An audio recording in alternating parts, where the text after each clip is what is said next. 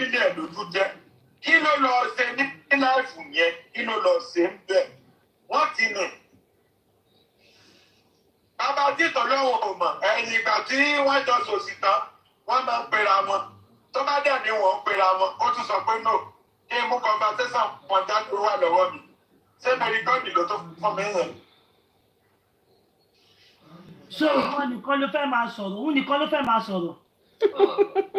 Ṣé mẹ́ríkọ́ọ̀dì wọn máa bẹ̀rẹ̀ máa kẹ́ tó dùn mí lé. Kíkẹ́ yẹn kí Dara dẹ̀ kó má lè sọ̀rọ̀ kó má bọ́ta kó má wá sọ títí ẹ̀. Kí Dara máa sọ̀rọ̀ kóhun àti mẹ́ríkọ́ọ̀dì máa sọ̀rọ̀. So you see they want to use social media wọ́n fi use Dara ṣe nǹkan tí ò dáa a gbọ́. Ọ̀tẹ̀ ilẹ̀ ń sọ̀rọ̀ ìwà àti mẹ́ríkọ́ọ̀dì fẹ́ máa sọ̀rọ̀ kiri kí Dara máa sọ̀kun ẹyọ kan. Ó ga ọ̀. Ṣe jẹ́ ìkà àbáyẹ, ó ń ṣe gbogbo obìnrin o. Wáì tó ṣe láti wà láìka láì. Bàbá sọ pé lẹ́yìn ìyá tó bí mi, ọmọ ẹ̀ ni ọmọ ẹ̀. Àníṣe, má bóbìnrin yẹn ṣe lè fáìn tó ní ilé wo lẹ́ẹ̀mejì, ọlọ́ọ̀bá ń gbọ́. Ẹni bá sọ pé òun ti rí èèmọ̀ àtobìnrin ìpẹ́tà jọ wọ òtẹ́ẹ̀lì kan rí.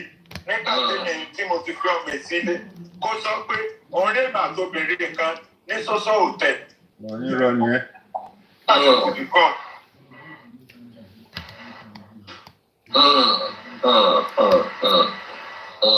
Ṣùgbọ́n ó wá tó stéèjì kan nígbà tí mo ṣe nǹkan kan tó jẹ́ pé tí n bá wá iṣẹ́ àmọ́ tó lè kó lè mí gangan. Ìṣe ló lè kúrò gangan. Bẹ́ẹ̀ni mi ti fẹ́ bọ́ tí mo ti fẹ́ kú. Tí mo fọ́ kankan kéjì. Kí ló ṣẹlẹ̀ gangan? Mo fẹ́ kan kéjì tí n bá wá fẹ́ súnmọ́ ara mi máa wá wálẹ̀. Tó wá súnmọ́ra mọ́ rárá kò wálé ẹ̀jọ́ ẹ̀ mọ́. Ẹ ti rí bí gbogbo kìíní yẹn ṣe tò. Ìgbà kan sọ fún mi lèmi ṣe wá ọ̀nà tí màá fi rí evidence tí mo dẹ̀ gain evidence mi.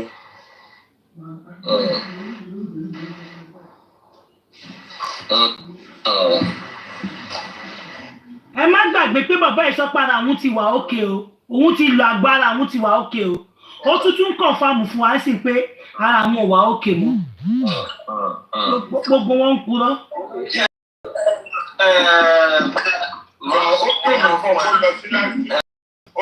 Màá sọ ọkàn fún ẹ. Send me your account. Send it sí mi ní DM. Àwọn kan wọ́n fẹ́ assist or send it sí DM. That's it. Máa post account lórí àwọn tó máa fi ń ṣe. That's right.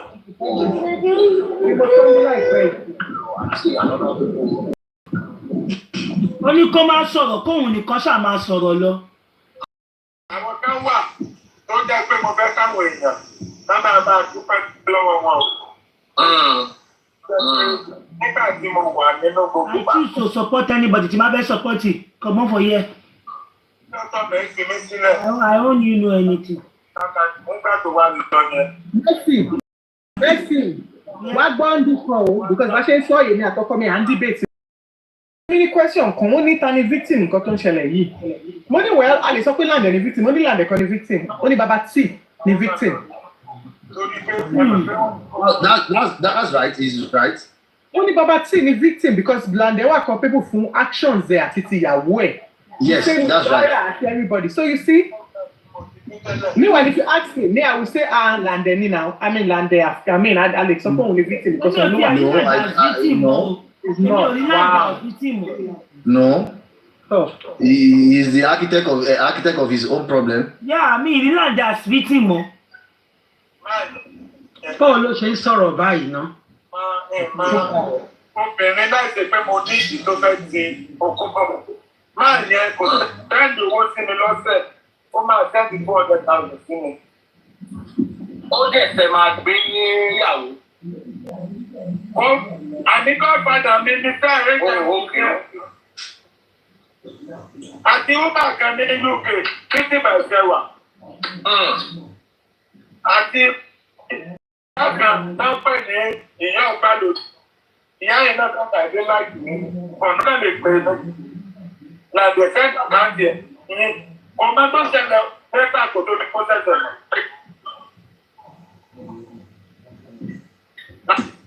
Agbára náà, ọmọ tí wọ́n náà jẹ́ màrá lànà. Àwọn yẹn náà lájọ ọmọ bí mo ṣe bọ́ torí pé mi ì lè sọ gbogbo tó ṣẹlẹ̀ yìí síta. Wọ́n á ní kíkó ológun pẹ̀lú ìdílé. Ó ti di wá tọrọ owó. Ó sì kò lò sí. Èèyàn mélòó ló fẹ́ fẹ́ yìí hàn? Èèyàn mélòó mo fẹ́ sọ gbogbo. Sí jẹ́ àwọn fámìlì ẹ̀ka ẹ̀ ní parọ́ fún mi. Nígbà tọ́rọ̀ ẹ̀ gbogbo bára ṣe tó bó ṣe lè tó ìyá ẹ̀wọ̀n kò pè ní ọ̀pọ̀lọpọ̀. Fámìlì ẹ̀ wo ló dà? Fámìlì tí wọ́n lọ lọ dó kájọ jẹ́ nìkan papọ̀. Ọdẹ ní bọ̀bọ̀ ìṣá. Gbogbo tó ń ṣe ìyá ẹ̀wọ̀n àṣọ̀pọ̀ sí. Láàmú pé bó ṣe fún ọ̀dọ́ ìlú ìyá ọ̀bà àṣọ̀pọ̀ tẹ̀. Lẹ́ni tó ká ẹ̀ òun ní mọ́mọ́ tẹ́ẹ̀mọ̀ pé tó bá lè padà tẹ́ẹ̀mọ̀ pé kò sí ibi tó fẹ́ lọ. Tó bá lè padà kó padà wá bá òun ṣe ń gbọ́. Ẹgbọ́n nǹkan tó ń sọ. ṣe rí kó sì fẹ́ padà. Ó tún ní fámìlì ẹ̀gá kan jọ ń dókò kan náà ló dà.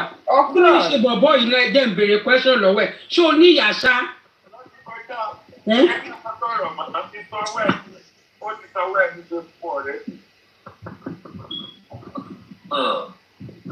Ẹjọ́ màmá ọmọ yìí dáa.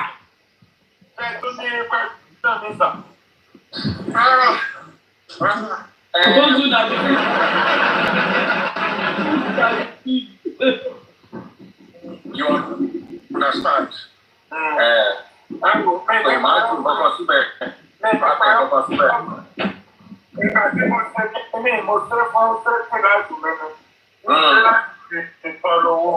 No. Because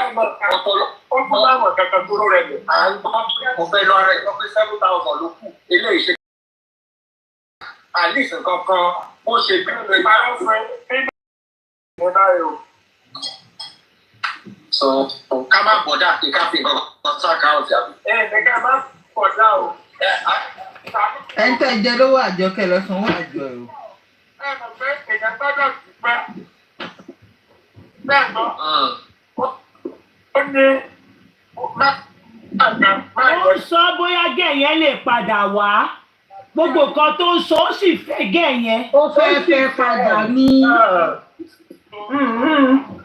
Ó fẹ́ fi pawó ní bó ṣe wà yẹn. Mílíọ̀nù ti wà ńlẹ̀ ń sìn ọ́. Ó fẹ́ fi pawó. ẹ máa rí mi mọ́ tó bí àyè ọ̀dọ́dọ̀ àwọn kẹ́mi tí ló náà ti gbẹ́gbà náà gbà bí ọ̀sán. Èmi tí ẹ̀ sì gbọ́ ni pé Lande yìí ó kàn ń show pé òun stupid láti fi gain public sympathy. Lande is not that stupid.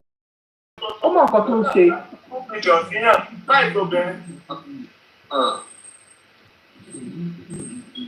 Ẹni bó ṣe dé ọmọ yẹn máa padà wá.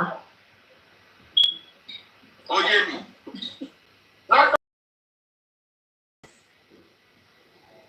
Kẹ́ni ìkàtí òtò fún ìwò pé àbáńdà ni ó dẹ̀ sẹ́ni wọ́n ti lọ fún yàn.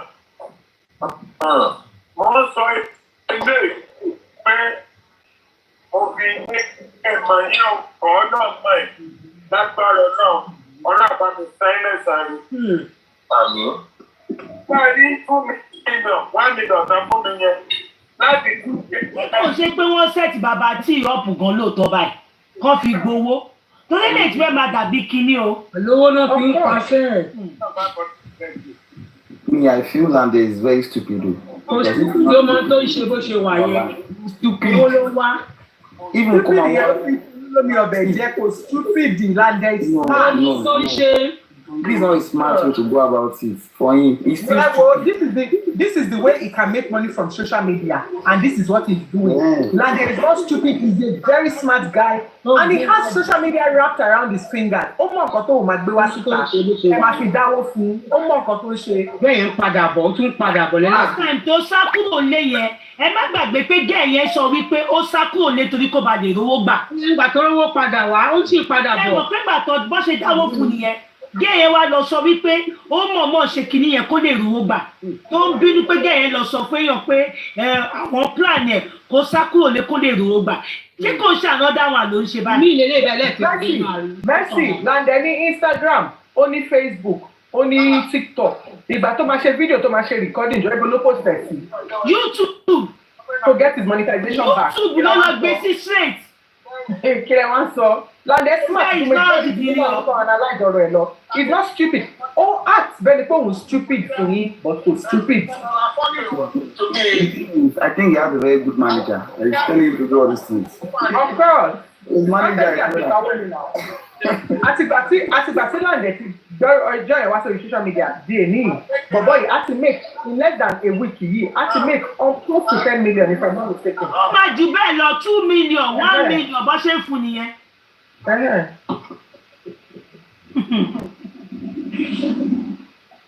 Bí mo ti bá ń sọ̀rọ̀ agídí mo fi ń sọ̀rọ̀. agídí kọ̀. Ẹ̀yọ̀ kan ní Dara is not smart. agídí ló bí sójú ẹ̀ ti wà ókè Ló báyìí. ń pa. Mercy àní mo sọ Dara yẹn gan fún ara ẹ̀ bọ́ta kó wá sọ sórí ẹ̀ káwọn èèyàn lè dáwó fún wọn náà ẹjọ́ fi ra yín pawó. dákẹ́ síbẹ̀ dákẹ́ ẹjọ́ pa owó òkùnkùn sí ẹjọ́ fi ra yín pawó. kò sí tìjú mọ́. bọ́ta tó bá sọ sórí ẹ̀ àwọn èèyàn kọ́kọ́ wà wọ́n máa wù dùn máa wẹ́kọ̀mù ẹ. sí in àkáǹtì ẹ̀. èmi gá fún Dara lówó bó ṣe wà. èmi bá fún ẹ lọ́wọ́ máa bọ̀. èmi bá fún lówó torí àwọn ọmọ ẹ̀ ní gbogbo eléyìí náà. máa bọ̀ kí wọn náà wá sọ tẹ gbogbo nǹkan tó ti ṣe kí wọn náà má kà síta wọ́n ṣàánú ìwọ náà. Inú mi tẹ̀lé ń bọ̀ báyìí mo ti bọ̀. ṣé wọ́n dára jù ẹgbẹ́ tó sọ ó ní mímí tiẹ̀ tí ń Dubai mo ti gbowó. owó ti dé. èmi sọ fún yín pé mú kọ́ lélẹ̀ ilé ìmọ̀ nǹkan tó ń ṣe. ó mọ nǹkan tó ń ṣe jàre ó ń lò yín ni lórí social media. mo ti ẹni tí mo mọ̀ lánàá tí ò ṣe yìí. Ṣé máa wúra mi? Mo máa ń sọ fún bọ̀ mi pẹ̀lú. Èmi gan I will donate for Dara o. Èmi gan máa donate. èmi gan fún lọ́wọ́ ń bí ẹ̀ kó máa bọ̀ kó Already sọ̀rọ̀ reputation ẹ̀ ti. kó sọ̀rọ̀ kó pín àkáǹtì ẹ̀ kó náà mẹ́kì owó. Reputation ẹ̀ ti wà dented. So ó Dara yẹ àwọn ọmọ tó pín máa àkáǹtì jẹun. sọ̀rọ̀ ká fún ẹ lówó. Ẹ wà ń bẹ̀. I'm even happy that when I spoke to you earlier today, you were on the way to your set. Yes. Bí mo ṣe ṣe ṣàkóso ọ̀tà láti wọ́n bá mi ní àwọn oníbẹ̀rẹ̀ ṣẹ̀dá. Ẹ̀jọ̀ láàrin ẹ̀dá àti is it not my problem? Ṣé it's a problem? So, And to those of you saying, women, you're supporting her now, you people, you all just need to go get over yourselves. Because at the end of the day, Dara has 3 children that will need to feed. Dara has children that will need to survive. Dara will reach out for the industry. I'm not right to content creating is my say. So Dara needs to survive. Our children need to feed. Yes, I'm a Dawo food. Dara to bango butter, a Dawo food. I need to share Dawo. I need to share Dara. Oh, stupid over. Pẹ̀lú ìwà òṣìṣẹ́ òun yẹn but pé ò ní jẹun yẹn wàá jẹun àwọn ọmọ ẹ̀ máa jẹun life goes on. Kó má lọ padà rí lẹ́sẹ̀ kò ní sí tó dá ìṣẹ̀lẹ̀ sí mi kò ní ṣẹlẹ̀ sẹ́ni kọ̀ọ̀kan lágbára ọ̀la. ìwọ wá rẹ pa náà. Àìkọ́gbọ́n òun náà tẹ̀lé lè mo lágbára fún mo gbà wípé kí bàbá dájú lórí pé kò mọ̀ nǹkan tó. ó fẹ́ fáńgẹ̀ ni ó fẹ́ fi tírẹ̀sì ó wá fáńgẹ̀ ó mọ̀ pé wọ́n á lọ́sẹ̀ ìdílé yìí ó sì fi. Ó tún lè tọrọ láti ó lè ṣẹ́gbá ní nǹkan ọ̀dáríjì. ẹnì kan kí ìjọba. ẹgbà ló ló nǹkan ọ̀dáríjì. Bí bá sọ pé wọ́n ṣe kìíní kan máa pàṣẹ ẹ̀jẹ̀ ní tí mò ń sọ fún láti lọ ẹ̀jẹ̀ tó bá gbàgbé kò ṣe kìíní kò ṣe sọ̀rọ̀ dáríjì lọ́kàn tó kò bá jù. Bí náà mo ti dáríjì lọ́kàn ní ó tó láti sọ̀rọ̀ ìgbésẹ̀ sí ìta. Wọ́n lọ bí rẹ̀ ṣẹ̀ṣẹ̀ kọ́míìtì ẹ̀sìn gbogbo àgbáyé. Lẹ́yìn tí mo náà sọ pé ó tó bá lọ sọ báyìí máa káàkiri ẹni. Gbogbo bá ṣe káàkiri tó láti ṣe tó sọ pé màá fọ́ sí ìlú. Ó kàn sọ pé bàbá gbé mi lọ sí kóòtù. Mo ní tí bàbá dé tó bá gbé mi lọ sí kóòtù pẹ̀lú gbogbo ọ̀fun wèrè tó ń bẹ̀ yẹn. Pé I'm ready. I know the lawyer to message me. You know, say, your wife can. I don't try to pay, but when only lawyer can. Ó jẹ́ pé ọ̀dẹ̀ ìdánilé o, ó tó sọ fún mi pé wọ́n tún fẹ́ lò fún mi pé lọ́yẹ̀ pé ìyàwó mi ó tún lè sùn mi. Mo ní fídíò lọ́wọ́ níbi tá a ti ń bá òsè pé kí ni àtúntẹ̀ náà máa fi lẹ̀ kó máa lọ ni. Kí n bá sọ̀rọ̀ ní ọ̀sẹ̀ mi kò ní wọ́n ti dùn. Mo ní máa wọ̀ ní èmi ni màá rojọ́ fúnra mi pẹ̀lú bí mi ṣe kàwé. I will talk to God. I will help them. I don't need any lawyer. Akíkọ̀ possible ni sir. Possible. I want to speak for myself. I don't need any lawyer. Lawyer, adájọ́ bẹ́ẹ̀ bá fara English ni máa sọ Yorùbá. Ẹ máa lọ translator. Ẹ̀yin lọ́wọ́ tí mo rẹ́ fi gba lọ́yà. Wọ́n sọ àwọn kan wọ́n sọ pé ṣé owó tó fẹ́ fi máa jẹun á fi máa gbà lọ́yà. Ó yà ìgbà lọ́yà. Màá rojọ́ fúnra mi.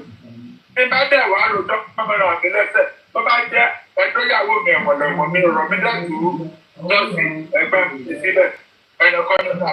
Sọ èmi, I will never sober. Ní tí mo dídá ní ìrọ̀. Ẹ̀wọ̀n bí táwọn pípọ̀ ìdè ìrọ̀. Ìwọ tó bá rẹ̀ pẹ̀lú the video. This is the movie back the video.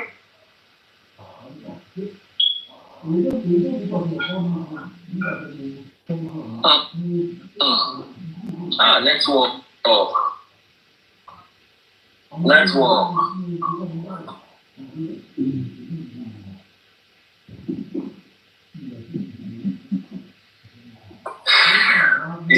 I think you are right about the fact that Lande wouldn't have, come out like this if Dara has stayed in the house, I think you're right.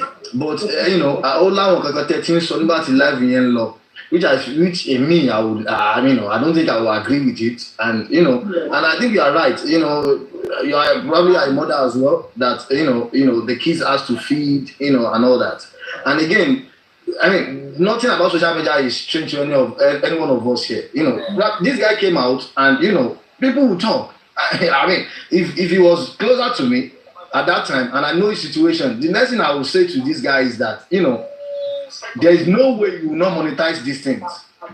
And I told, and I think I made that comment here earlier that by Lande probably said this thing in a very dumbass way, but people will actually go to this guy and say, you can make money from this thing. You can boost your career from this thing. You can actually get yourself back from this thing. Just keep, say your stuff and all that. But that doesn't remove the fact that is on ground. That these and Overview Bauni, that was the initial motive. I'm not saying I know his motive or anything, but I'm saying that this is social media. People are going to talk. This thing getting to this point safe is the fact that some people have decided to spread this thing. They started saying, okay, they want to bring Marigold online. They brought Marigold. Marigold said that stuff. Then Babati came out. This thing was just going and on and on and on and on. Brought this one here, did this live, did that. And if he was closer to me, I would tell him the same. And this is normal thing that people will say, especially when you are an online person, somebody that is making a revenue from YouTube or any one of these apps. People will say, you are trending. You are the number one topic in town. Okay, just keep saying your stuffs.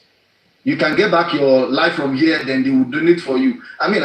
There are so many people that have had not even big issue all to this that they started donating for or anything. And nobody said, the reason why they came out was because they have to donate to them or what their whole motive was to get money from this. That might have changed, but I don't think the motive from the beginning was to say, okay, I want to get money from this. But now that could be the case. That okay, there are some people have gone to this guy and say, you can actually get money from this thing. People will give you money. People will do this thing. They can actually post your videos on YouTube, put it here. People are rushing this gist. You know, I mean, look at us now. We've been on live here. You know, I mean, in some way, and it's this topic we are talking. You know, and you know, I think that there's nothing bad in this guy thinking, okay, I'm trending online, because he's making money from online. And this is not just Lande thinking. This is worldwide thinking. Be it happen to Drake or big people, you know. So this is just normal online mindset when it comes to making a revenue from online. You understand? I mean, that's just my point there. And I feel like, okay, Dara, if you are here, come online, we'll donate to you, we'll do that. I think we are trying to deviate from the whole point. I mean, you are very right about the kids. The kids have to feed and all that. But, you know, I don't want us to deviate from the fact that this is not something we should condone in any way, or try to polish it to the point that it seems as if, okay, this guy now is that guy, and Dara too is just you know, she's not that and all that. You know, if Dara has her own things to say, she can come, and we are going to wait what he has to say, and I'm sure we'll have people who start talking about whatever Dara has to say, that okay, Lande used to beat me, and no, I don't think any man will say, okay, it's a good thing that you used to beat this woman. You know, come and say your stuff with your own evidence, and say, okay, this guy used to beat me, this guy used to do this guy is not a good guy, you know, I caught him here, I caught him there, you know, he's not faithful as well, and so the fact that me too have decided not to be faithful, you know, and come with the fact Lande has done, you know, and we all agree that this guy is even his fact, and he has, you know, he can put this in, and his fact is on ground. And if Dara comes and okay, she has her own fact too and all that, then it will be on a plain ground. But so far so good, we don't have anything from Dara than the fact that okay, I'm not sure, maybe that time Babati put it, maybe I'm not sure, maybe I don't know. You know, I mean that's the case on ground. That's what we know. I mean, let's work with what we know on ground. To the fact that okay, I don't want it to be like, I don't want it to be the same issue and over again. Be it a guy, be it a woman. I don't want us to start polishing something to look somehow. You know, let's say that it is. Let's stand it and let's stick to it. That okay, Dara, this is bad. This is bad. If I agree with Abefe that okay, Dara too should, you know, I have a little thinking about it, and I think now I agree with you that Dara too, if she has something to say, she can come and say, okay, this is what I experienced too, because I don't feel like the thing is all white, you know. Probably she has her own stuff, her own experience in that marriage, and that she has to say. I mean, she can just come and with her proof and say, okay, now this guy eats me, I have black eye from there, and, you know. And I think people too will be like, oh my God, see this. So you see, but with what we have on ground is all Dara. Is all Dara right now. And there's no way we can polish it to the fact that, okay, Dara, we are going to call you to come, we are going to donate money for you, we are going to do this. I mean, that seems that we are the young women coming that, okay, all you have to do is just be cunning with it. You too, when something like this happens to you, just be cunning with it, accept it as it is. Short with hope, please. I need to disagree with you on everything you said. Nobody is encouraging any young lady out there to behave in such manner. You must also understand, prior to anyone saying that Dara should come out and speak, bearing in mind that she has little children to feed as well, some of which are not Lande's kids. So saying all of that, there's two sides to every story, not three sides. Your side, my side, and then the truth. Okay? So you told your Tombe Olonikonlomo. And we also must understand that there is a game being played here. As much as I do not support Dara because I feel that she's stupid and her behavior is disgusting, this is what we've heard. But she has her own side of the story, and I wouldn't want you to discredit that or anyone as well. Irrespective of whatever, that's not an excuse her behavior. But that notwithstanding, coming out for her like this, washing her, this is just pure. I will not take that away. And there's nowhere girl will go or step her foot into today this has just ruined her life. Okay? Mistakes are made. I'm sure she will be in the corner of her house, reminiscing on her past and everything she's done and be filled with regrets. Do you understand? So if someone says they want to, that is on them. Whoever chooses to want to donate, that's on them. Do you understand? And we as Nigerians, we're so quick to condemn, castigate, and do all sorts. Okay, what is Shelo? That Lande will be stupid to take her back. Lande will be stupid to take her back. And Dara as well. Okay, she's in a position. Do you know she also can be suicidal? Do you realize that? So let's just, what I would expect that we do is to speak some sense into all parties involved. They all have a fair share of their blames, inclusive of Lande. So none of them are innocent. I genuinely don't care whatever anybody thinks. And hold on, Osha, let me quickly respond to a comment. Somebody just commented and said, so you expect her to come and lie. And this is the problem I have with especially we women. Because a woman has done something bad. We're not saying she should come here for Rallery, because if she comes here, we're going to be very brutal with her and we'll literally tell her off. However, we are not writing her off.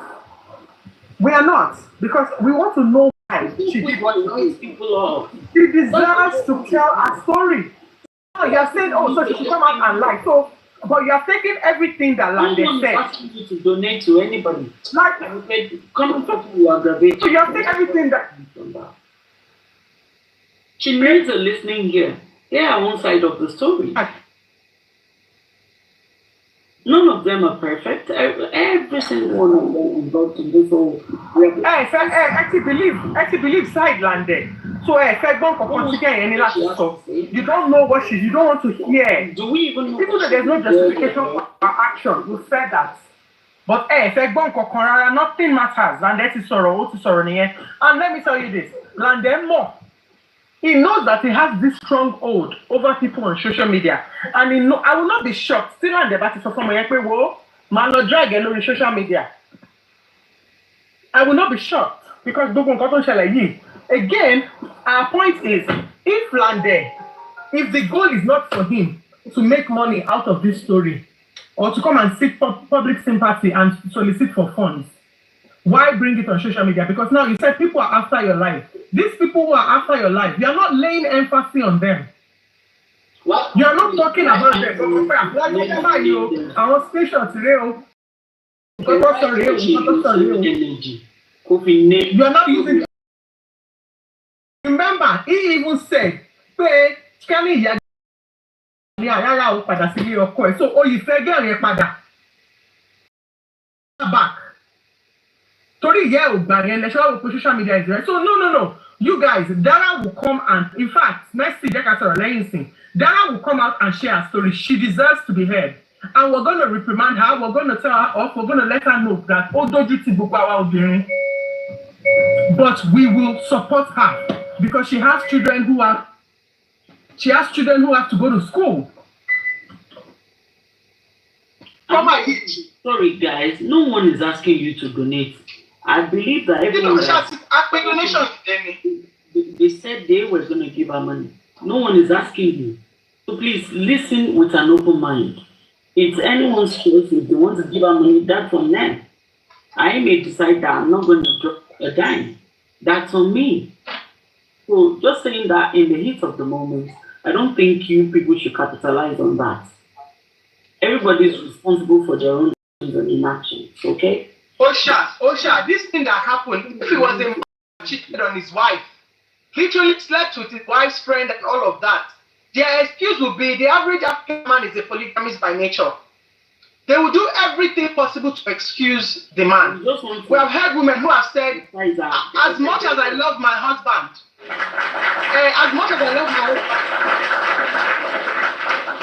there is no justice. There are women who have said, you not cheat. You that chat, okay. Tabawo, if majority of you are married and you are still cheating on your husband, and if the table were to turn, men cheat a lot. So please excuse me. Yes. And it's still about more money, and we're not excusing the behavior, but I cut out some slack. Our comment here, not new. If feel safe and confident enough to come to public to share her story. These are the comments. She has kids to look after. Leave her the hell alone. Oti fuck up. Tabati ri gbogbo wa apanupo aba sọ̀rọ̀. But excuse Dara. Look at the actual goal. See the actual reason. Till and she make story on social media gongo. The actual reason till and she make story on social media is why? Is to solicit for public fund. And you can all sit on your keyboard and type and and say, oh God, women, this feminism, the majority of you, like Osha rightly said, cheating on Some of you, your flex me, you cheat on your spouse. Ẹ má gbà pé Bible ní sin is sin o, àtẹni tó pààyàn, àtẹni tó parọ́ ẹ̀ṣẹ̀ kan náà lẹ́jọ́. So tó bá feel pé Dara ti ṣẹ̀, Dara ti commit sin nìkan. Gbogbo yín tẹ́ wà lórí app yìí náà tẹ́ ń ṣe pé fún náà ẹ ti commit sin nìkan. Miss, I'm going to say this openly. If you ever get to speak with Dara, ask her some vital questions. This thing, if you know you're going to come out, this is going to be for life. Are there any evidences? Ask her. If she says yes, kill it. If she says no, she wants to speak, then by all means, give her a platform to speak. That's all I would say. Because any evidences. I like to say something. Yeah, go ahead. Please, because I don't want us to deviate for some new facts. To me, personally, I don't think the actual reason Lande came alive was to make money from all of this. Thank you, brother. Thank you, brother. Yeah. The reason he came online was because the girl left his house. The girl left him. She was all he had. At the moment, nothing. So he feel the girl is on the losing end. So he had to sharp and he was being threatened by Babati and the likes. So that's why I felt on life to say this, not to make money on this. And now, yeah. The girl is not all he has. He has his child. So no, she's not all he has. He has their child. You will think that way. One they will not think that way. Why? So I want us to understand that fact. Why did he take the video to YouTube? Why? If not for making money. Over make awareness. The thing is, if you say he has a child, yeah, Lande, fine girl. Even the way he's even making money, so he's not smart about it. I was saying it. If I want to donate money to him, I want to donate to him the way he's doing it. You can make money not by begging, promoting people online, saying in this new way that he's trying to make money now. When all this things are happening now, he's even wrong in the first place. Saying I'm shaking about anybody who send the whole for me, oh that's what I love me see, no me do. That's not even smart. That is he stupidly trying to make money. If I have my money, I'll give my money. Never. I will not. If I had plans to give money, I won't give him money with what he's doing now. Because I feel like my own thing is, who are the people threatening Lande? Why can he not give the public their names? Why can he not mention their names? He mentioned the person's name, which is Babati and Nekash. And he said this that Babati, probably prior to them chatting together, that was when Babati blocked him. And that was when the whole thing, started. And Babati didn't deny that, he blocked him because the guy was, commenting a lot of stuff or under his post or denied the fact that they actually chatted, that he was, bombarding his FYP, Okay, to answer that question, yeah. Was Babati the only guy that slept with Dara? What happens to the remaining 20 people? 21 in number, yeah? I want 20 to Kunko. I want that. Yes, I think that is where Abefe pointed out earlier, and I think that's where I agree with her that there's a little bit mystery right there. Even me myself, I don't think because he's been vocal. And no, but Babati did not threaten him when he was constituting a nuisance under Babati's comment. Babati then blocked him off his platform. Now, Gogo, I want threatening me, Lande has not shown. Number one, there's no video recording anywhere where they were doing the truth or dare. Yeah, number one. Secondly, we're yet to see a video or a message of where Lande was being threatened, either via inbox or WhatsApp or whatever. And I think we need to begin to work with evidence. It's not okay to just. Yes, he did. Yes, he did. He showed a chat. Yes, he did. He showed a chat with a threatening chat, screenshot, and all that. I mean, you can go over the video again where he showed not about Babati, but about Mekash. He did. That he showed. He showed. You are very stupid for that. Your stupid, sick mental comment. And you were the type I want Baba yín kan, ìyàwó bí 50 ni Baba yín pé kare bí yín mọ́lé. You said anyone that donates to Dara, oh, ní kúre pẹ̀lú comment orí burúkú tó kọ yẹn, I will donate to Dara. Ṣebí you are God, you have the mouthpiece to heaven to give orders and make things happen. You are very stupid. You are an animal. Orí ẹ̀ ò pé. Ó lọ́wọ́ ṣé kébí pa àwọn ọmọ ẹ̀ kò ní ṣó yá wèrè ni. Want anybody that donates to Dara, you hungry idiot. Going around from platform to platform. She had choices for public fund, Guess what? And we come online to choices for one fund. idiot came to my inbox. I've not even gave any submission or said much about this ongoing issue.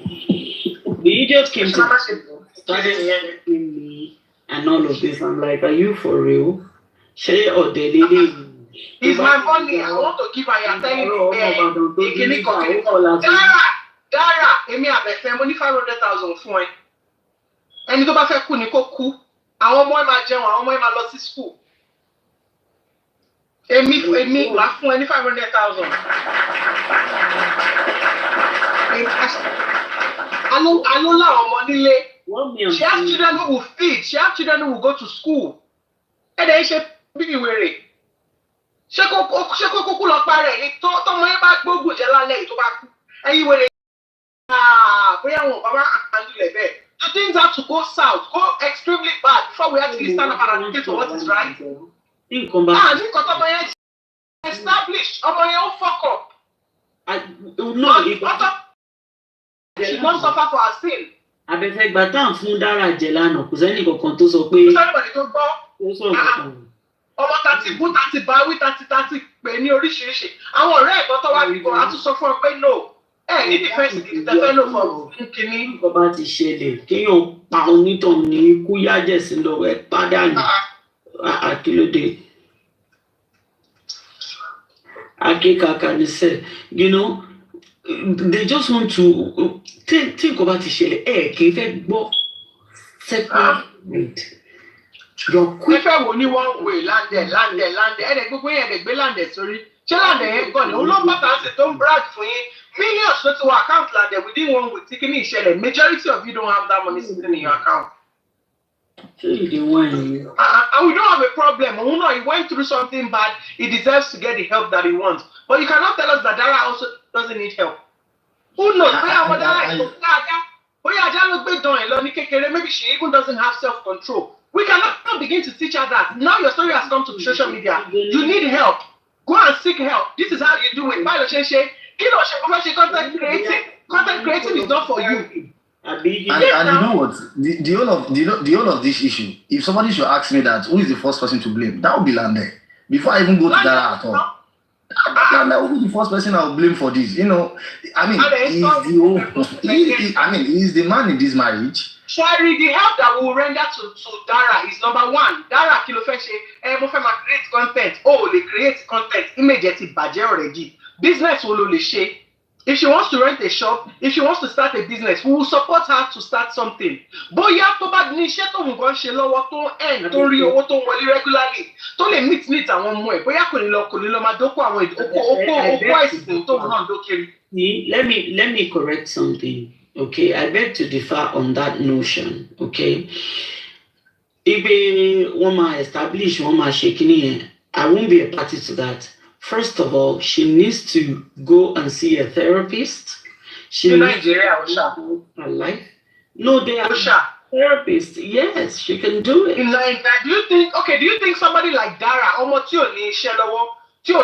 think she will have extra money to go and be paying to a therapist? Who's gonna sponsor the therapist for her? No sincerity, if we're going to support our kids, I would say pay to the school.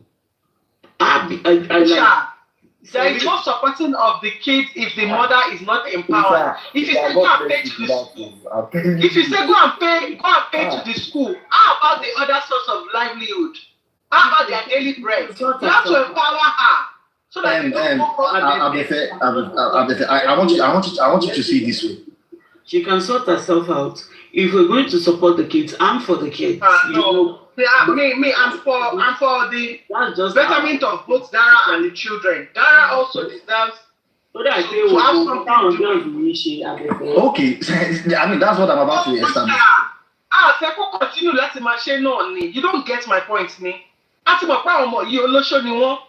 But we do not want Dara to continue because this thing, Toshe Dara will affect our children. We don't want her to continue to be on the street. But do you think you doing what business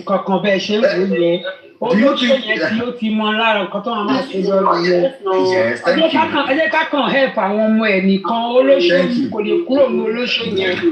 you. Thank you. Because I don't think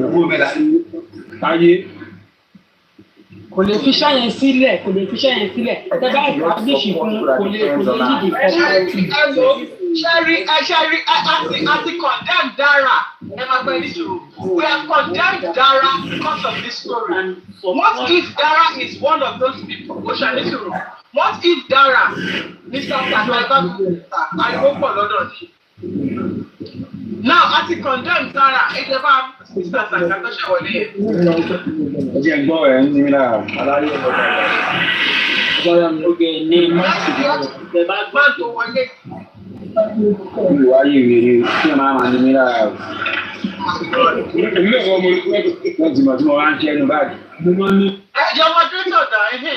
See, and this is one of the reasons that I think that I personally want to help Dara because see, we have condemned her based on the story that Lande and this other girl have put out about her.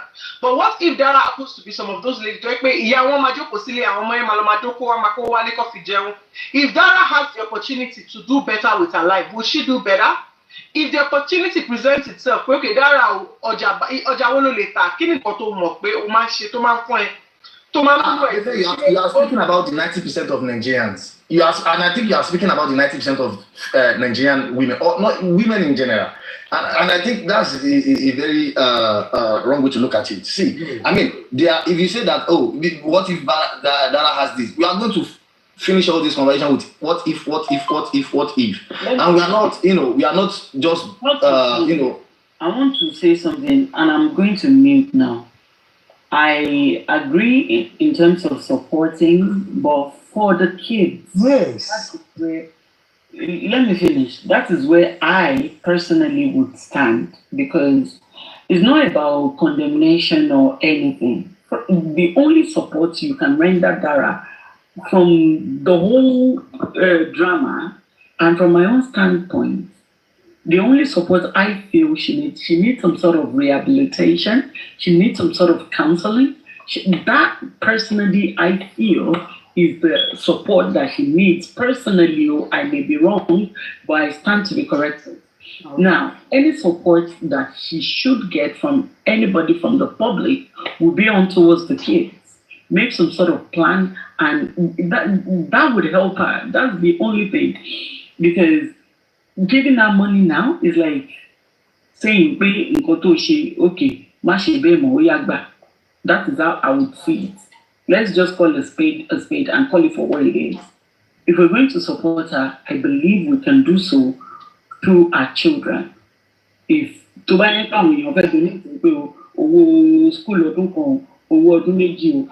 the time you get your bearing, but she needs some sort of counseling.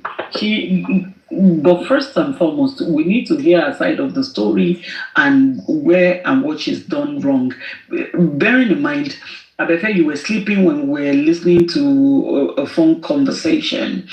They admitted, the girls, they knew what they're doing. They know, okay, I want show. There was an admittance.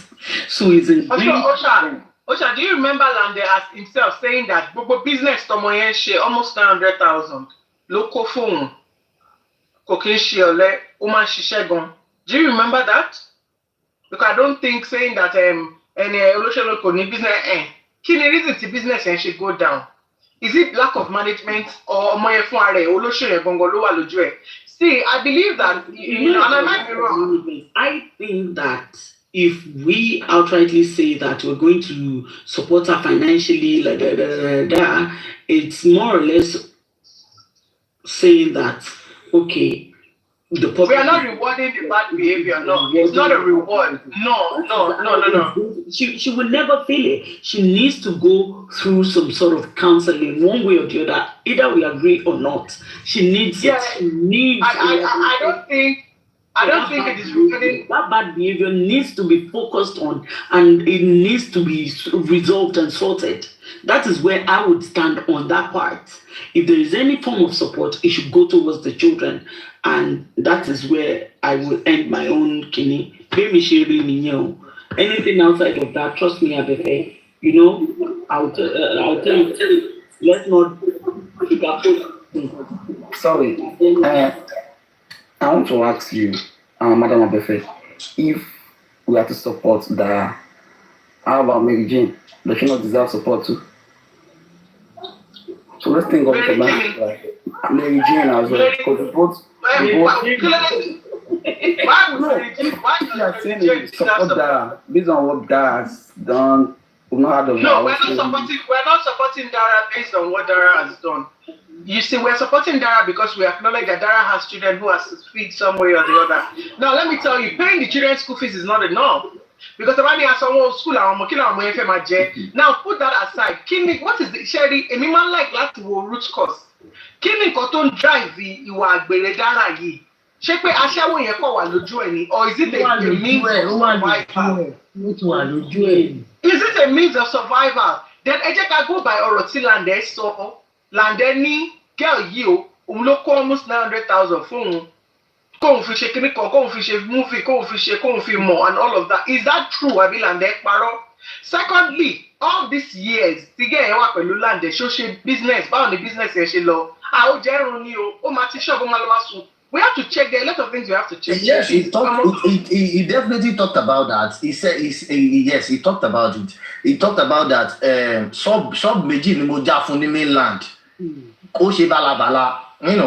There was a part where he mentioned that. What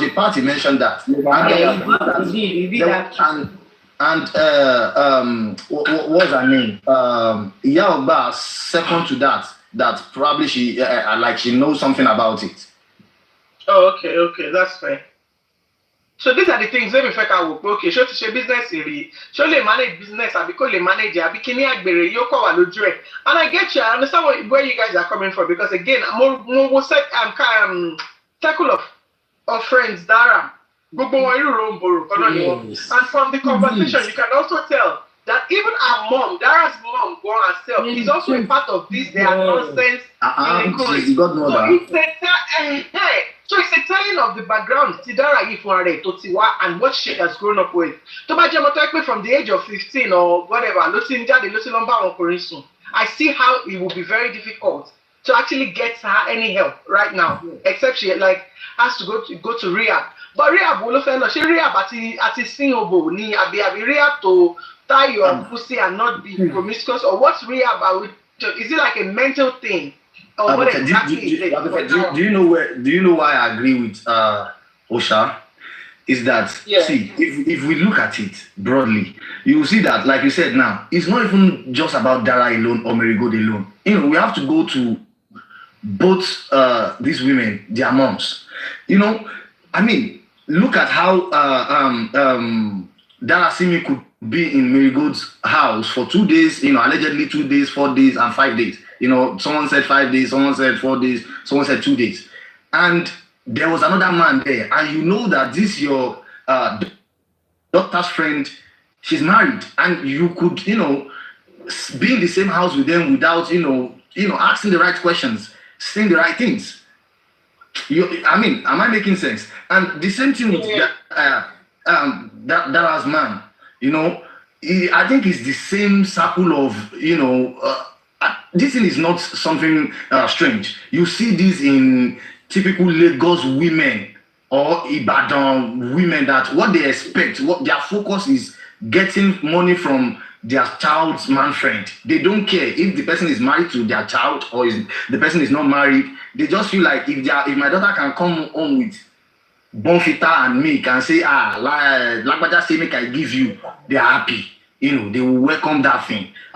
So the person comes to visit and say, oh, take 10,000.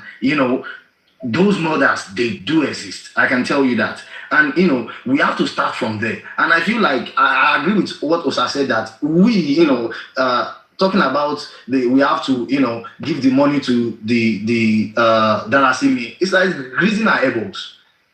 I mean, that's what it will mean. There is no other thing to that greasing our elbows. Because she too will now see that, okay, so with this thing, money can come in.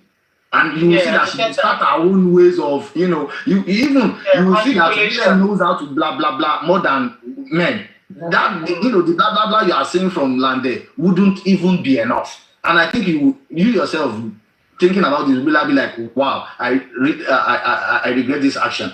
But so far so good. And I agree with you that the support Lande is getting from this thing, that's why it continues with all these live joining and blabbing and all that. But I agree that if any support is going to go to Dara Simi, it should be towards the kids, not to her, because this is a grown woman, for goodness sake, that and she's entitled to all the live decisions that she had made. And she has to own up to them. Sorry, good evening, everyone. Good evening, ma. Good evening, sir. Please, when you come on the live and people are giving their submission, it's important we let them finish so that they don't lose their chain of thought. Okay. Just let him round up before you go. Okay, it's fine. Continue, continue, sir. Yes, and it will be that if we are going to give, let's say a support is going to go to Dara Simi, I mean, it's going to be towards the kids. And nothing is going to feel like we are supporting Dara Simi. I mean, I see that you are seeing it from a very good side, that, oh no, she has a kid and she has her own life too. And no matter how it is, life goes on. But believe me, you can't say a kid stole a fish and you say, don't do it again, and still give the child the same fish that the kid stole. You understand what I'm saying now? So it is just as simple as that. And anybody else that has something to say can come in now. Okay, Mrs. Giggle, the lady that was going to speak now. Are you here? Sorry, I'm driving. I can't look at my screen. Giggle gang. Elito Wallace, Giggle gang. Can you please go ahead? Good evening, everyone. Good evening. Hi, good evening. I only want to say a few things. So I'm so sorry. I only want to say a few things. Go ahead. I don't know. To me, I don't think we should be talking about supporting Dara or anyone for now. To me, to my own little knowledge, I think we should first of all, like, whether we are going to blame Dara or not, or supporting Dara now or donating money for Dara children is not the right thing to do right now. Not even now that everybody is still shouting, talking about stuff, all the mess, all the shit. I think we should just put the supporting or anything. I think of the moment that support came through, because they were trying to donate for Lande, blah, blah, blah. So in the heat of the moment, you can say anything, perhaps as it appears to you. I think that's what happened there. So we're not going to capitalize or dwell our conversation on that, because it was just a suggestion at the time. So we can keep it moving. Do you understand? Yeah. Can I talk now? Can I talk, please? Temiti has been here for some time. Go ahead. nǹkan tí pé Arusha you are very right ṣe ọmọ yẹn àwọn ọmọ yẹn la fẹ́ support yẹn gan kì í pa fẹ́ kówó fún ìyá yẹn bóyá ká choose káwọn kan ní òkè wo school fees o that we pay the school direct not that a máa kówó fún kò deserve ká fún lówó ná but torí àwọn ọmọ yẹn ní ṣe àwọn fáwọn fún làǹdàbẹ̀ lówó náà ṣáwọn ọmọ ilé máa jìyà ni nǹkan tí mo sọ ni pé ẹ jẹ́ kó wá sókè ká sọ fún nǹkan tó ṣe ò dáa ká nílé fún pé what you are doing is good tó yẹ pé aṣẹ́wó yẹn wà nínú ẹ̀jẹ̀ try kó faṣẹ́wó sílẹ̀ kó pay ẹ̀ náà ọ̀tọ̀rẹ́ ẹ̀ jáde fún 6 hours wọ́n fi owó tó lọ fi ṣaṣẹ́wó yẹn ò ṣe nǹkan gidi náà máa yẹn gan òun náà aṣọ orí ẹ̀ gan wọ́n forí ẹ̀ ń ṣe kinní òun náà tún gbà so èmi ò support ká fún Dara lówó a kàn máa support àwọn ìdíwé pé àwọn kan lè mú kóbe òkè oúnjẹ every month. àwọn èèyàn ní Lande make owó ó bímọ fún Lande ó dẹ̀ bímọ fọkùnrin míì ó ní àwọn ọmọ tó ń dátọ́ already as a single parent. ó náà ni mo sọ pé àwọn ọmọ yẹn la fẹ́ support ṣé rí a lè fún ní ọjà kó lè. ọ̀dà ẹ̀wọ̀n ọmọ yóò gbé lọ́dọ̀ ìyàwó Lande náà. níbo ló gbé ní ibẹ̀ la máa support àwọn ìyàwó Lande náà lówó. kí ni assurance pé if you contribute that money lady máa fi take àwọn ọmọ yìí. nǹkan tí mo rí nínú I just want us to get off this money. Lande ń ṣe normal thing Lande ń take àwọn ọmọ yẹn pẹ̀lú little opportunity to do. báwo lẹ ṣe mọ̀ ṣe fún Lande ní mílíọ̀nù. Lande rented apartment for Dara sí mọ̀gá náà. kí lẹ mọ̀ tí Lande fẹ́ fowó yẹn ṣe kí lẹ mọ̀ Lande gba apartment fún ìyàwó Dara ìyàwó ẹ̀ náà. wọ́n ní kó withdraw rẹ̀ kúrò ní. when the going was good nìyẹn now when the going was kó withdraw rẹ̀ kúrò ní rent kó má rent anything. I want us to get this conversation of one donate because that's really not the main concern. Yeah, we can't do that now. So it's not really the main concern. If she's interested to share a story, I think she deserves a listening here. And she needs to be advised. I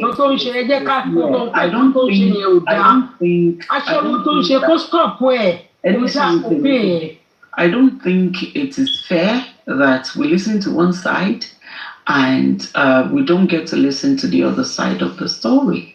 So she too might have a lot bottled up. And I think she deserves a listening ear, and I think she deserves a second chance. Whatever advice, if she's going to take too, I think, first of all, the main goal should be rehabilitation and counseling. And she also needs to take accountability for her actions and inactions and the things that she's done and take responsibility and forge ahead to work better on herself as a mother and as a woman. I think those are key factors. Anything else, I think, is secondary.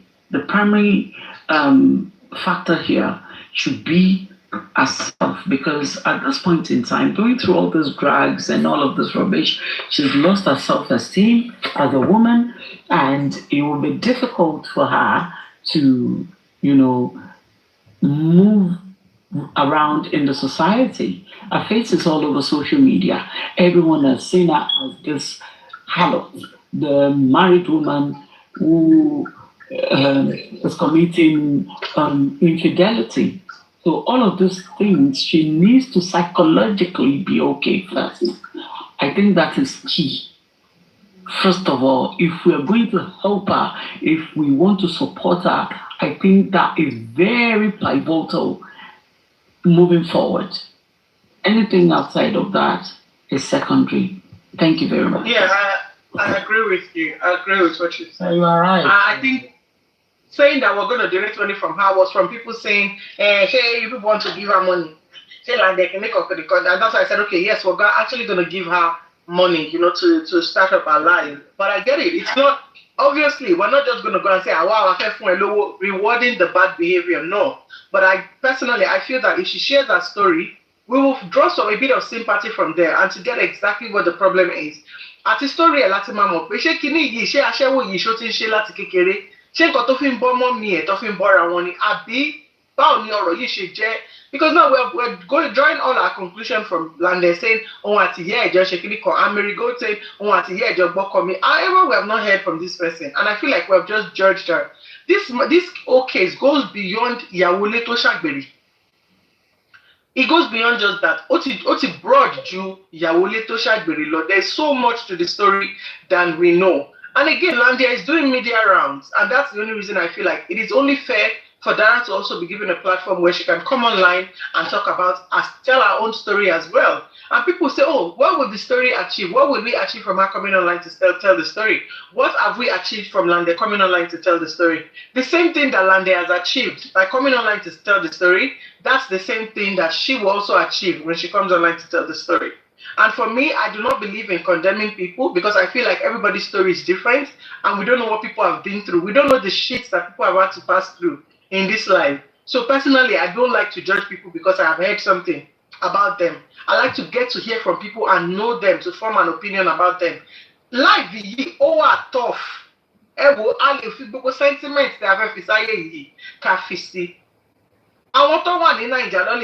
how tough it is. There's no justification for prostitution. There's no justification for bad behavior at all. Everything. Dara more cringe because before I'll bury that a woman would be in her husband's home and do the things that Dara has done. But Nigeria is hard. Nigeria is hard. So allow people will know them and know that why they Nigeria is hard. And for people who are struggling from literally feeding from hand to mouth, when the next daily bread will come out from, I can see how they can be tempted and they can be. And Mary God literally fed on the fact that these people won't struggle. It's not Babati will not be the first man. Mary God that Dara Tobasun. Babati will not be the first because obviously they were comfortable around each other. What he bought show, like the disgusting act táwọn people yẹn ṣe nígbà tí eléègbẹ́nu sí tán tó fún ní ẹ̀ẹ́dìtàn that same okó tó ti fi gbogbo itọ́ gbogbo ẹ̀ sí ló wá kìbọnú ìdí ìwọ ìyàwó lé. It's a very disgusting act. Nigeria is hard, I get it. There's no justification for this behavior. I feel like Dara owes the public an explanation. Báwo ló ṣe ṣe? How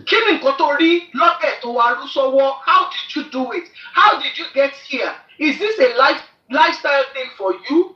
Were you pressured to do this? When did you actually start this? And when it be mo méjì fún dà, kí ló dé tó ṣe kúrò níbẹ̀? So there's more to this story that the public deserves to know. I need láti mọ̀. How did you get here? Báwo ló ṣe débí? Yes, I think, probably you've been out of Nigeria for a very long time. And from a perspective of a man, I can tell you that there are some women or girls that they call omelero for. And I'm not saying that's who she is, but I'm saying the character now that even she herself has come online to say, agree to, is those characteristics of Omelerofo. You understand? And I want to point out to the fact that Osha said something about that.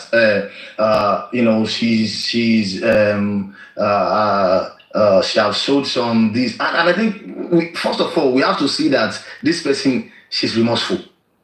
But so far so good, I don't think this woman is. She has not shown it because she came online. She came to join Ezabod Live, arguing with clear voice. For goodness sake, she was arguing with clear voice. Mary Gold, ìgbà wo lèmi àti ẹjọ́ ṣe yẹn, ìgbà wo ni èmi àti ìyá mi jọ ṣe yẹn. That's not a talk from a normal woman with good morals or with guilt. So this is what they call Omelero for kind of thing with Mary Gold and this Darasini. So it's not about we have to look about, okay, who are we trying to put all this kind of fair thought to, but this lady, she has not shown that. at all. That she's this kind of person we can say, oh my God, she's remorseful, she's this or she's that. What she's doing now is to me like something out of ordinary. Like she's showing what a normal, all those Saleko women girls would do. Like they don't care, if somebody has been through, let's say allegedly, all these things that she has done, I don't think those kind of person have a little bit of morals to them again to even feel guilty or remorseful. Let's establish that fact first, because if you can say, if we say like some people should own up to their actions, I mean we have to first establish that. As this person own up to it, as this person showed us that she regret all these actions, or she's ready to show some kind of way, or just at least show a little bit of thing to the audience. But no, she's not saying it. I mean, I was on Ezabot's live.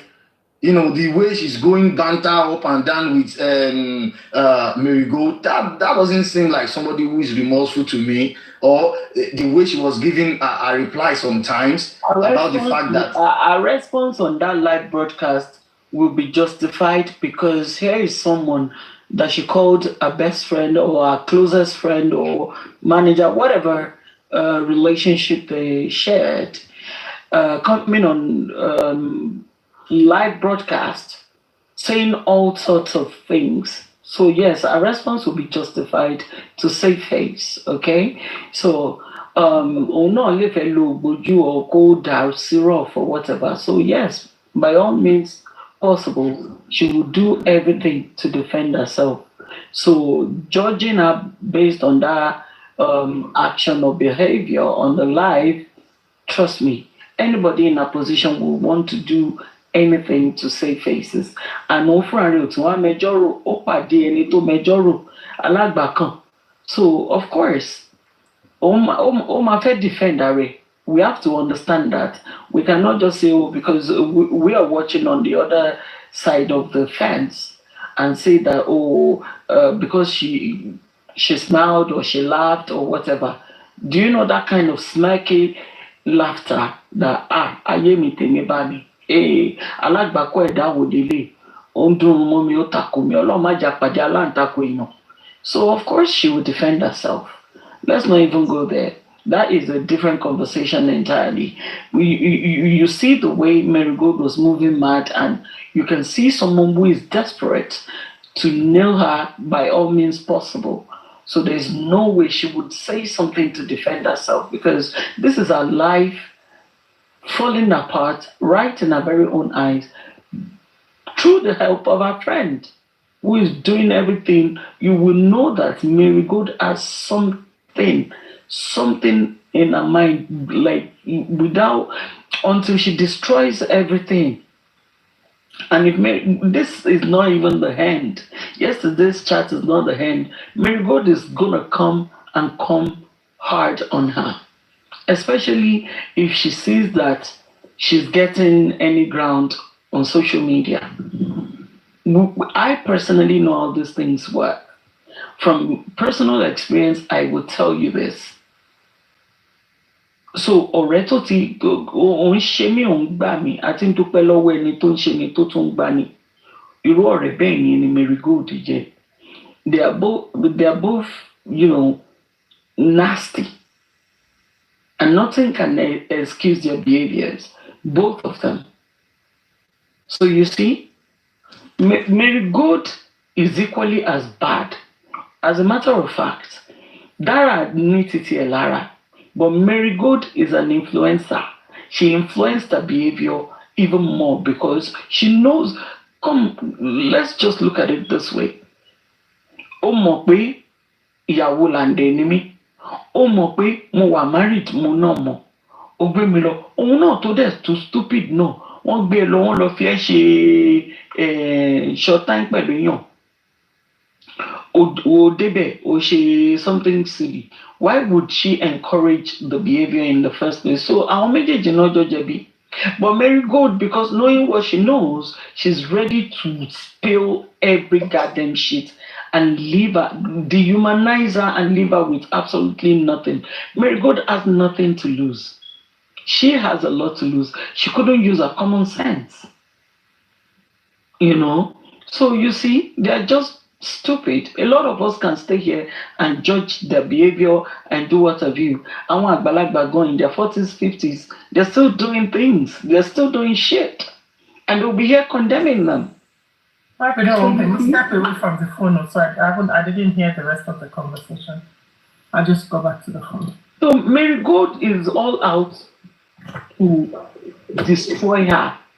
And that is the angle I would see it from. Okay.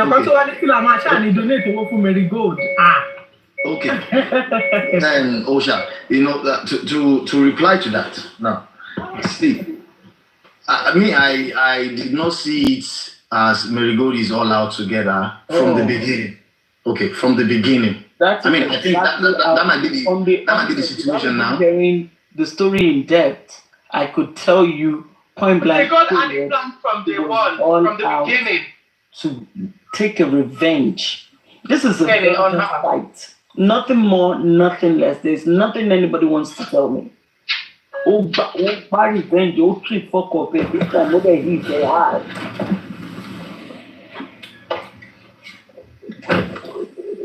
Yeah, D1, that's why I said she too that she's very stupid.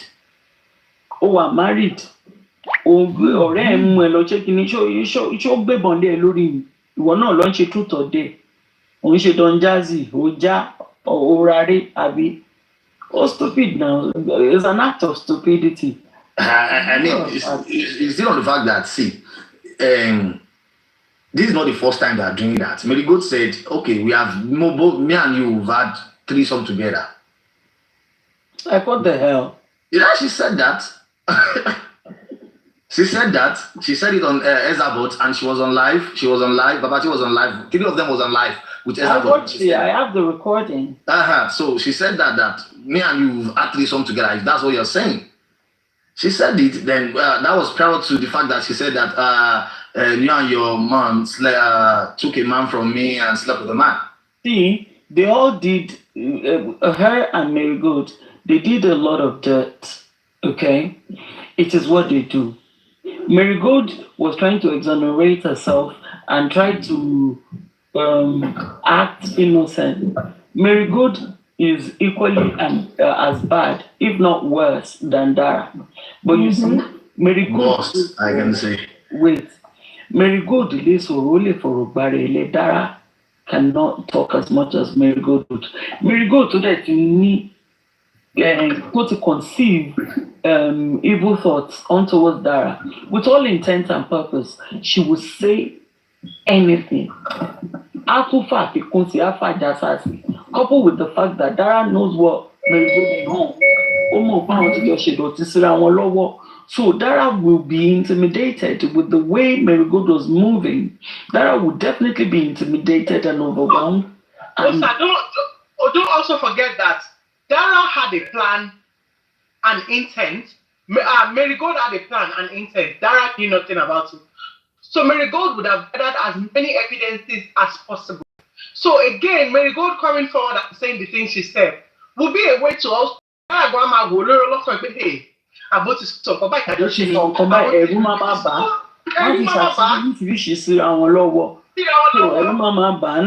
Dara may be outspoken, yeah, I agree, but not as much as Marigold. And Marigold knowing what she knows, knowing that she's shame on Dara. Shame on her. Shame. Shame. Ojú gbà wá tì fún yín. Ẹ̀yin gangan lobìnrin tó fi ń ṣépè fóbìnrin. Ẹ wo bí tẹ́sí. Ẹ wo báwọn èèyàn ṣe ń sọ̀rọ̀ ọmọ yín lórí social media. You failed her. Now she's about to fail her own children. It's a shame. So which brings me to the point where I said Dara needs counseling. Lots of it. If anybody wants to help her, any help that she needs, I personally think she needs, is counseling and rehabilitation, if it is that bad, So anything that's outside of that, I genuinely don't subscribe to. she first of all needs to take responsibility and accountability of her actions and go through that therapy. She needs it. Because this thing, what's the damage? Forget it. Because if I damage already. Unless she does not have any iota of shame or dignity in her, that it won't affect her. There's nothing. Okay, fair enough, she can be self-employed. But you see, it is a stain she will forever carry on her shoulder. And trust me, it will haunt her in future. It will really, really. So psychologically, she needs to heal. Mentally, she needs to heal. Lande needs to heal. But more no one issue. Okay, but more content fuck off. Conco shit and jari. Am I brain wa? I come and ganusoro ni. But at the end of the day, I think it's just crazy. Their story is too dirty, and it's mental. I don't know.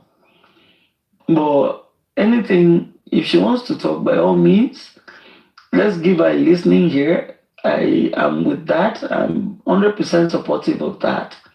And let's see whatever support, emotional support that we can offer her first.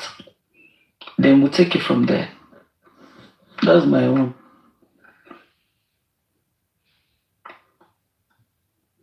Yoshi, you think she's not? I think she will feel some sort of trauma. She will have some sort of regret. There's no way. There's no way. I've told Kosini, let's not conclude like that, oh Yoshi. Honestly, I feel that in the heart of heart, in our own corner, forget it. Social media. Face to face, no is different. You can move on. So ayélujára gbogbo ayé ti gbọ́ story ẹ̀, gbogbo ayé mọ̀ pé ó jókòó sórí lap olówó muskin ni wọn ti John Thomas bọ̀ ẹ́ lábẹ́ ò ṣe dọ́gì bọ̀ ó kàn jókòó sórí ẹsẹ̀ ni ìyẹn lásán lọ fàáfà ó lọ fà ó eléyìí ló lọ jókòó sẹ́sẹ̀ bàbá tí eléyìí ló tó bá fi dọ́gì sí ó lọ fà ó kò ní fi òkè nù. máa kẹ́rí mú àwọn ọmọ yìí ni ẹni tó lè jáde tó lè ṣe threesome fún tó lè bọ́rẹ̀ naked meeting someone for the first time tó lè tọ́ fún ẹni offer yẹn tó then claim pé you told the person that you are married at the end of the day tó tún fall for that game ẹni ò ní tí ju kò ṣe nǹkan tí ló ṣe ní ìdàtí lọ fún counseling even níbí báyìí ìlú òyìnbó wa tá a wà yìí. Tẹ́gbà after yẹn ni wọ́n ṣe lọ mọ Mekash after tí Baba D ní Mekash ní. Àwọn tó wọ̀ ìjú lọ wà. I'm telling you, ó wà dáadáa. Àwọn tó wọ̀ ìjú lọ wà. Ìtẹ́ tó dé láàrí ẹ̀ tó ṣọ̀ sí ti àlàrí, she understand? But in her case, I'm telling you, she's not, ojú òtí kì í ṣe nǹkan ọ̀tìjú, HK na profession. Ẹ̀yin lè fi fún wọn, àwọn ọ̀ràn yàn. No, why motor raking? I don't know if I pronounced that correctly, but why would you say Babati knew her before the game? They've all shared their story, but Babati met her. Osha, let me quickly speak to what Yoshi said. This morning, while I was listening to the show and contributing, Emi Atokomi Ajon Soro, my husband made a statement, and what Yoshi said, my husband said, Emma Benu. My husband said, Kinita and Shegi, pay our lampiti Dara, only Kini publicity ni fun Dara fun are, o ma fi ri customer púpọ̀ ni. So that's another angle. Ọmọ tó mú 10 shots tí wọ́n bá ṣe tó sọ pé kò le gan pé ṣán bóun ṣe ni òun ò mọ̀. Kí n sọ yìí? So this could be very important for her. Ó enjoy to the extent that nígbà tí wọn àti Mary kúrò ń bẹ̀, ó sì ń bá motherfucker yìí Baba D wọ́n sì jọ ń sọ̀rọ̀, wọ́n sì jọ ń chat, ọkọ ẹ̀ sọ bẹ́ẹ̀ sìn wọ́n ló sì jọ ń chat pé tó bá dẹ̀ kó ń parọ́ òun lè fi hàn wọ́n so ṣe gbádùn am. No, she may be she might have sexual addiction. She may be a nympho, you know. It might just be that's why she needs to go for therapy. I keep saying therapy. People can't go for therapy. It's not a thing to help overnight, no matter. ó sì máa ṣe bọ̀ wọ́n kẹ́ máa bá sọ díẹ̀ ló máa withdraw. Not that way, ẹ̀kan náà ló máa lọ, she go still dey go out. So if you give her, even if you give her a yàrá fọdún kan tí ó bá rókò tó. you go escape. I dey tell you. àṣẹ fẹ́ gbọ́ àwọn tó wà nínú industry yìí tó mọ̀ pé wọ́n àti Lande ti wà separated tó mọ̀ àwọn gan ló máa lọ máa wọnú uniform. àwọn náà máa lọ máa gbẹ̀ǹṣin ẹ̀. Fact. So this thing, if you think about it, there are different angle there for this thing. Kini ye o deep the machine roll. Okay, àwọn tó ń sọ pé na profession. Ṣaṣẹ́wó can go through rehabilitation. Ṣaṣẹ́wó can marry. Aṣẹ́wó máa tọ́jà máa wà ní ọkọ tọ́jà máa live happily ever after. Ẹgbẹ́ láwọn olóṣù mi tẹ̀ máa gbọ́ àwọn tó yẹ pé proper olóṣù on the street ni wọn. Wọ́n dẹ̀ máa marry tó máa rọ́kọ gidi fẹ́. Bẹ́ẹ̀ pé ẹni tó ń gbé consent gan virgin gan ò ní rọ́kọ fẹ́. Ìyẹn kan. Hello ma, ẹ rọra ma, ẹ káàárọ̀ ma. Ẹ kú ṣe. Okay, sorry. Àdúgbò tèmi wá. The thing is, right from the onset, tí mo ti gbọ́ interview, Marigold ló kọ́ dàpọ̀ grant interview. Ibẹ̀ mo ti rí pé gbogbo stories tó ń sọ kò add up. Number one, automatic ọkùnrin lèmi náà. Gbogbo adẹ ló lè ẹni tí lè bá mọ ká ní, tí lè bá bọ́ ń bá ní bàrà o. Bẹ́ẹ̀ ni o, bàbá mi. I understand. Nǹkan tó lò, ibi tó ti sọ̀rọ̀ tó ti sọ pé òun sọ̀rọ̀ òun dé challenge kí lorúkọ ẹ̀ Dara pé kó bọ́ta kó sọ̀rọ̀. Bẹ́ẹ̀ mo sọ pé there is no called coercive control. Ìyẹn ló lò fún. Ó ti mọ̀ pé Dara ní a lot of things. You just nailed it. Dara ní a lot of things láti protect, ó fẹ́ protect ilé ọkọ ẹ̀ kò dẹ̀ mọ̀ kó máa dẹ́tì tó yìí. She understand. So ló ṣe sọ̀rọ̀ ó mọ̀ pé Dara ò ní bọ́ta kò dẹ̀ ní sọ anything. No matter what anybody bá ṣe interview fún. Ó fẹ́ ṣọ̀tẹ̀ ọ́ wá challenge tiẹ̀ ó kill moral ẹ̀ ni. She understand. Ẹ̀kejì bàbá tí bọ́ta ó sáré sọ̀rọ̀ story wọn bára wọn.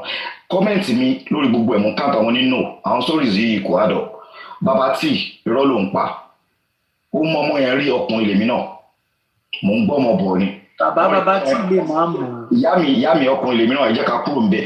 Ó lè máa mọ̀. Ọmọ yẹn ló lù. Ìyá mi ẹni sùn.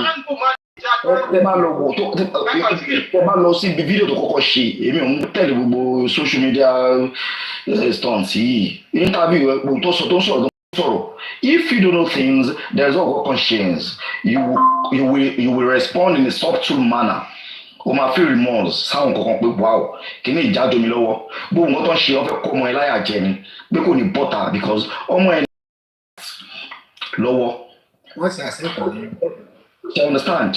Ó wá dọjọ́ kejì ó wá bọ́tà ó mọ̀ sí damage control wọ́n dẹ̀ respect pẹ̀lú kò ń ṣe bọ́ ẹ̀ kọ́ treat kìíní yẹn because mo wọlé bá wọn ó ti sọ̀rọ̀ tán ni mo bá wọn lórí kí lórúkọ màmá yẹn náà bó ṣe ń sọ̀rọ̀ pé come on gbogbo eléyìí gbogbo nǹkan tó ń sọ yìí rọ ni ọkùnrin lèmi náà mo fi ti kí lórúkọ àwọn tó wà ní saint example bọ́ọ̀lù ìbẹ̀rẹ̀ sí attack woman Natasha yẹn mo go against gbogbo àwọn olóṣèlú ọkùnrin tó ń bọ̀tà tó ń go against woman yẹn mo ní gbogbo wa pátápátá lóníṣòwò ògùn mo ní tó bá ní kémi sọ̀rọ̀ màá lóbìnrin máa ń parọ́ mọ́kùnrin gbogbo ọmọ yẹn lè sọ ọkùnrin máa ń ṣe but ẹnì kan mọ̀ òun parọ́ náà àwọn méjèèjì tó bá ti dọ̀rọ̀ ọkùnrin àtobìnrin wọ́n kárò nǹkan bẹ́ẹ̀ mọ́ lọ́wọ́ ọkùnrin ni omi kà àwọn advances obìnrin rí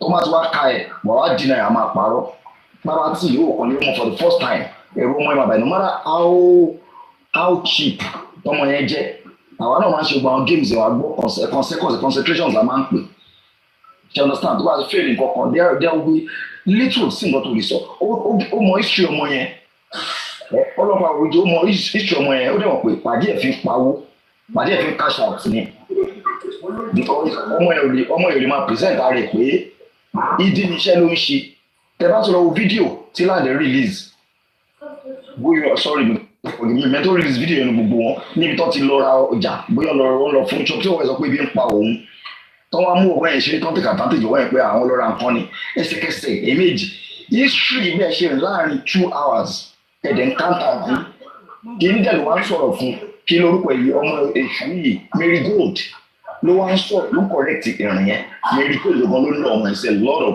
deaths mo dẹ̀ dúró sórí ẹ̀bẹ̀ ó tẹ̀kí advantage ọmọ ẹ̀yìn pọ́nmọ ẹ̀ ò lè bọ́ta kó sùn quasi control ló lò but wíwẹ́ obìnrin mọ nǹkan tí mò ń sọ yìí pé when it comes to pé a fẹ́ gbéyàn fún yàn ẹni tó máa ti ká mọ́ ẹni tó yẹ pé victim gangan ó máa dákẹ́ kó lè sọ̀rọ̀ mọ́ ni òun nìkan tó ṣẹlẹ̀ yìí but kí ẹ̀kọ́ wá sọ mí pé òun ò mọ ọmọ yẹn rí tilé ẹ̀ ó á ṣe ẹ máa wò nígbà tí Marigold yẹn sọ̀rọ̀ ẹ jẹ́ ká padà sí nígbà tí Marigold yẹn sọ̀rọ̀ tó sọ pé wọ́n á treat infection lé òun sísí yẹn jókòó sísí yẹn wà nílé ẹ̀ ó wá ní kò nurse tí ń treat ẹ lọ ó wá ní kò lọ bóun mú èèyàn kan takó fẹ́ gbé nǹkan wá fóun if torí ẹ̀ ò bá ti pé nígbà tó wá ń bọ̀ mọ́mi ẹ wá pàdé lọ́nà pé ta lọkùnrin tó mú lọ ìwọ wá gbé lóde ògbé sọ̀rọ̀ ló wá fún ẹ nípa àbúwá rẹ̀ ṣe nǹkan kan ní wáyé náà sẹ́yìn pé ọ̀rẹ́ àlejò mi ni ó sọ fún òun mọ̀ kí ọ cash ìwọ ló sáré protect bọ̀bọ̀ yẹn níbẹ̀ day one bọ̀bọ̀ yẹn sùn lé ẹ̀ ó jáde lọ mọ́mi ń jáde wọ́n tí ọmọ ta ìyá mi Marigold yẹn sísí yẹn mo dúró tí dọ́là mo wà in support of her nítorí pé kò mọ nǹkan tó ń ṣe ló take advantage ẹ̀ ní ẹ̀yìn kí ló kọ̀ ìyàwó Lande. Murakisa. Dara, Mo pé. Àjọkẹ́ tó lọ Yoshi, please, before you go. Yes. Mr. Motora King. Okay, Motora King, ẹjọ́. So, in your opinion, tá bá sọ pé Dara yìí ọmọ yìí, ó ní òun náà, she's a victim of Marigold's, antics and all of that. Yes. So, I feel for Dara deserve any kind of help. Tá bá dẹ̀ feel for deserve help, irú help wo lẹ rò pé a lè ṣe fún Dara? Ẹ ṣe kò ń ṣe Dara nìkan èmi àtọ̀rẹ́ mi kan ti analyse kínní ọ̀rọ̀ dàbí ọ̀rọ̀ ọmọ 16 years old mú whatsapp lọ́dún 16 years wọ́n tó fi kúrò Nàìjíríà yẹn ibẹ̀ ni bẹ́ẹ̀ máa fix sí kò ní lè reason tó dà bẹ́ẹ̀ level age of 16 àtàwọn pé ìbùdó tó fi ń bá lò kó tó kúrò ní mix wọn ní Nàìjíríà yẹn ibẹ̀ ni bẹ́ẹ̀ máa lò tó bá máa di age of 36 kó tó padà sí Nàìjíríà kò lè relate kò lè play along pẹ̀lú àwọn ẹgbẹ́ tó ti 36 mọ́ brain náà ti máa ju tiẹ̀ lọ bẹ́ẹ̀ lọ́rọ̀ tẹ́tà lọ wíṣì gbogbo àwọn tó fi máa ń sáré wọlé ọkọ gbogbo àwọn kílé ẹ̀ free kẹ́ni ẹ bá ọmọ kékeré tó tètè lọ́lẹ́ ọkọ tó tètè bẹ̀rẹ̀ sí bímọ tó bá ti sọ̀rọ̀ láàárín àwọn ẹgbẹ́ tí wọ́n lè experience tí wọ́n wá tí wọ́n jáde ó máa sọ̀rọ̀ máa ṣe rẹ̀ pé ọ̀rọ̀ dẹ̀ olè lè sọ bóyá ń sọ̀rọ̀ náà bó ṣe ń sọ̀rọ̀ náà tó gbogbo tó play out yẹn Dara ní ìsìn ó ti lẹ́ẹ̀lẹ́sìn ẹ̀ kẹ́ má bàa ṣe nǹkan kan mọ́ ó ti gbọ́n what she needs now kí depression má pa ni pé ó kàn ní the support àwọn èèyàn pé ọ̀gbẹ́ni ó ti ṣẹlẹ̀ life goes on ó kàn ní kò sí nǹkan tó ní láti kò ní di mental treatment kó wà ní nǹkan kan mọ́ ó ti lẹ́ẹ̀lẹ́sìn ẹ̀ ó ti mọ ọ̀tún yàtọ̀ sósì ní ìsìn ó ti gbọ́n pé so bí ayé pé 300 èèyàn pé 300 because lọ́kàn rẹ̀ a máa bí lọ́rọ̀ pé Marigold dẹ̀ sọ wílé torí Ọlọ́run because a lot of shit sí wà lọ́wọ́ Marigold tó ń hide ló fi ń challenge wọn àti bí ẹ̀rí bọ́tà sọ̀rọ̀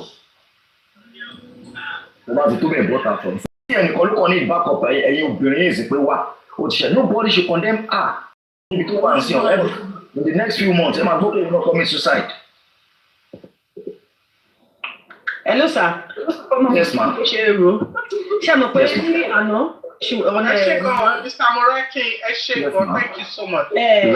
Mary sọ pé ó wà tóun sometimes ago ẹni tó yẹ kó fẹ́ òun àti mọ́mí ẹ̀ gbà lọ́wọ́ òun fine then tabatun Mary ló mọ Babati rí so Mary àti Babati wọn ṣe máa ṣe géèmù yẹn wọ́n ti máa jọ ń gbé wọ́n ti máa ń gbọmọ fúnra wọn so ẹran tán ṣé wàá rí fọmọ ọ̀rọ̀ tán sọ yìí tí Lande náà tún sọ lálẹ́ pé after ọjọ́ tí Mary mú Dara lọ Dara ó ń rí Babati lẹ́yìn tí Mary ò mọ̀ pa ẹ̀ mọ́ bí Mary wá lọ flashback pé bí ó ṣe gba the first one náà lọ́wọ́ òun ẹni tóun tún wá mọ̀ ó tún ti lọ play game ẹ̀ ó tún ti fẹ́ yọ òun setting pé no òun ò ní lè gbà mi ìmọ̀ bóyá ẹ understand nǹkan tí mo sọ ẹ ṣe get hello. Mr. Moraki yo. Yeah, one boy. Mi mo bóyá ilé fún nǹkan tí mo sọ wípé first one wọ́n gbà lọ́wọ́ òun àti mọ́mí ẹ̀ òun lòun dẹ̀ tún mọ Babadi òun dẹ̀ tún wá ń gbọ́ pé wọ́n tún ti Babadi tún ti ń bá sọ̀rọ̀ lẹ́yìn tí wọ́n tiẹ̀ tún carry wọn along mọ́ what is she trying to do? Ó ti fẹ́ mọ yọ̀ṣọ̀jọ̀ṣọ̀ lọ ẹ̀ understand bóyá tó yẹ ló ṣe come after her. I don't know. She will come after her. It's very possible. It's very makes sense. Your analysis also makes sense. I think I share in the same submission as Mr. Motunrakin because that's exactly where I'm coming from. That sometimes, yes, èèyàn ti ṣe nǹkan tí ò dáa, ọ̀tá bá condemn ẹ̀ tó bá parẹ́ nǹkan ṣàmání ẹ̀ ó dà. Anyway, let's hear from someone else. Pause and ponder, ẹ ká lẹ́sà. Ẹ kalẹ́ mà. Yes ma, mo kí gbogbo ilé o. My mommy MFM Mercy Foundation ẹ kalẹ́ mà. Mo dẹ̀ kí everybody. Gbogbo ẹ̀yin màmá mi. Àjọ ní platform yẹn lánàá sà. Bẹ́ẹ̀ ni mommy ẹ kalẹ́ mà. Mo dẹ̀ kí everybody, mo kẹ́ màmá mi, mo dẹ̀ mo kí dáàdì tó ń sọ̀rọ̀ náà, mo kí yín dáadáa. Akáyé yín ò ní bàjẹ́ lágbára Ọlọ́run. But mo ní question kan fún wọn fún question tí mo dẹ̀ ní fún wọn náà ni pé ṣé ó possible kéèyàn pàdé obìnrin lọ́jọ́ kan èdè kéèyàn meet obìnrin ní èdè kéèyàn dẹ̀ ní sex pẹ̀lú ẹ̀ torí dáàdì yẹn sọ lẹ́ẹ̀kan pé it's not possible mọ́mí kan sọ pé it is possible only it's not possible so àwọn gbogbo mo fẹ́ bílẹ̀ question yẹn pé ṣé ó possible kéèyàn pàdé obìnrin jọ kan kéèyàn dẹ̀ ní sex pẹ̀lú ẹ̀ lọ́jọ́ yẹn Mr. Murakiyo.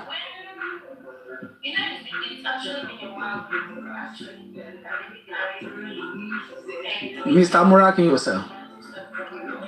Okay, mo miss phone me. Okay. Yeah. The thing, Babati is a public figure. She understand. Sure. A lot of obìnrin crush one. Obìnrin máa discuss láàrin ara wọn. The reason of máa discuss láàrin ara wọn ni pé ó ní mutual friend which is Mary Gold. Àti máa discuss ẹ̀ ò nílé. Tó máa yé tẹ̀lé fún. And secondly, ọkùnrin alus kò sí ọkùnrin tó bá sọ pé òun ní taste irọ́ ni má sọ fún mi pé òun ní taste kò sọkùnrin ò ní taste so ọmọ tó lè ti gbọ́ rí tọ́lẹ̀ mọ́ títọ́ tí lè wà nú ẹ̀ àbí kíni tó wà ní cruise level pé bàbá ọmọ máa gbọ́ wọn kan wá fún yóò ṣọ́ bàjẹ́ tó dẹ̀ lọ́mọ ọ̀kan lọ́wọ́ fi wo ọ̀nà tó máa fi pe irú yẹn tó bá ti dé ó ti dé náà nìyẹn and ó ní nice shape fresh look gbàgbé wèrè kò sínú irú ọmọ yẹn kò sínú ọmọ tọkùnrin máa sọ pé òun rí for the first time òun ò lè get down with ẹ̀yẹ́ ká kúrò ń bẹ̀. Okay then ẹ má bínú sáà o ẹ má bínú gbogbo nǹkan tí a jọ ń sọ bí báyìí náà ṣe mọ nǹkan tó èmi gan tí mo sọ̀rọ̀ mo lẹ́ẹ̀ nínú ẹ̀ mo kọ́gbọ́n because ọ̀bẹ ti gọ́ ọmọ lọ́wọ́ ọmọdé ti sọ bẹ́ẹ̀ ni tó ṣe yẹ kí n sọ yẹ. What we need to do now bóyá solution sí nǹkan tó wà ní because mo wo life kan láìpẹ́ yìí tí Mary Good tó ń ṣe pẹ̀lú àwọn 4 number or 8 tí wọ́n soríṣiríṣi ọ̀rọ̀ ńbẹ̀ kíní kan ní òbò àwọn sign báyìí kíní kan wọ́n ṣe life yẹn tó ń bọ̀ gbà tí mo wo fídíò yẹn tí mo wo life yẹn kò sí pé tó ń di life yẹn náà mo rí pé just like bíbà tí wọ́n make a jest on Mary Good ló lead àwọn obìnrin dẹ̀ ló gbé victory fún ṣe understand just like that ní nǹkan tẹ́mi because pé ọ̀rọ̀ tí bàbá tí wàá sọ next tó fi wá ń bully pé kọ́kọ́ ẹ̀ níṣòro court ó ṣe kíní kan ó fi ṣe Yorùbá ní oṣù ọmọlúwàbí ibi tí nǹkan mẹ́rin bá ti ṣẹlẹ̀ kó máa ń jẹ̀bi gan ṣe understand remorsefully ló máa fi máa sọ̀rọ̀ ló fi máa rojọ́. Mama MFM Mercy Foundation I think mo rò bí àná mo rò bí ẹgbọ́n gbà sí bàbá tí sọ̀rọ̀ tó ń try láti apologize tó dẹ̀ sọ confam pé lóòótọ́ ni kíní ẹ̀ àpòmà. Yeah, mo gbọ́. Because àwọn first video bóyá tó ṣe lẹ́yìn wò tó deny tó náà máa sue ẹ̀ sí court something like that but after all lẹ́yìn program tá a ṣe mọ́jú àárọ̀ àná because ó ló happen ó ti kàn ó apologize lórí live bó tilẹ̀ jẹ́ pé nǹkan tó ṣẹlẹ̀ tó ti ṣe ó ní òun ò mọ̀ gẹ́gẹ́ bó ṣe tó ń bẹ̀ bó ṣe wí ó ní òun ò mọ̀ pé ìyàwó Lande ni pé Wùmí lòun bá ní nǹkan papọ̀ pé bọ̀ later on táwọn ṣe ránṣẹ́ fún àwọn lọ ó ní Mary Good ẹ̀ṣẹ̀ wá ń sọ bóyá ó tọ́ ní bóyá rọ̀ náà ìdún sínú Ọlọ́run nìkan ló máa rin yẹn because àwọn tí nǹkan ṣẹlẹ̀ lánàá tí mo notice àwọn kankan lánàá mọ́mí MFM mo notice àwọn kankan lánàá ẹ máa rí pé à ń sọ mo ń pariwo pé Mary Good wà ń kọ. bẹ́ẹ̀ ni ó rìsíìfù kọ. òun rìsíìfù kọ bọ̀ bàbá tí ti já kúrò lórí wọn ní báṣọ àwọn ti lò.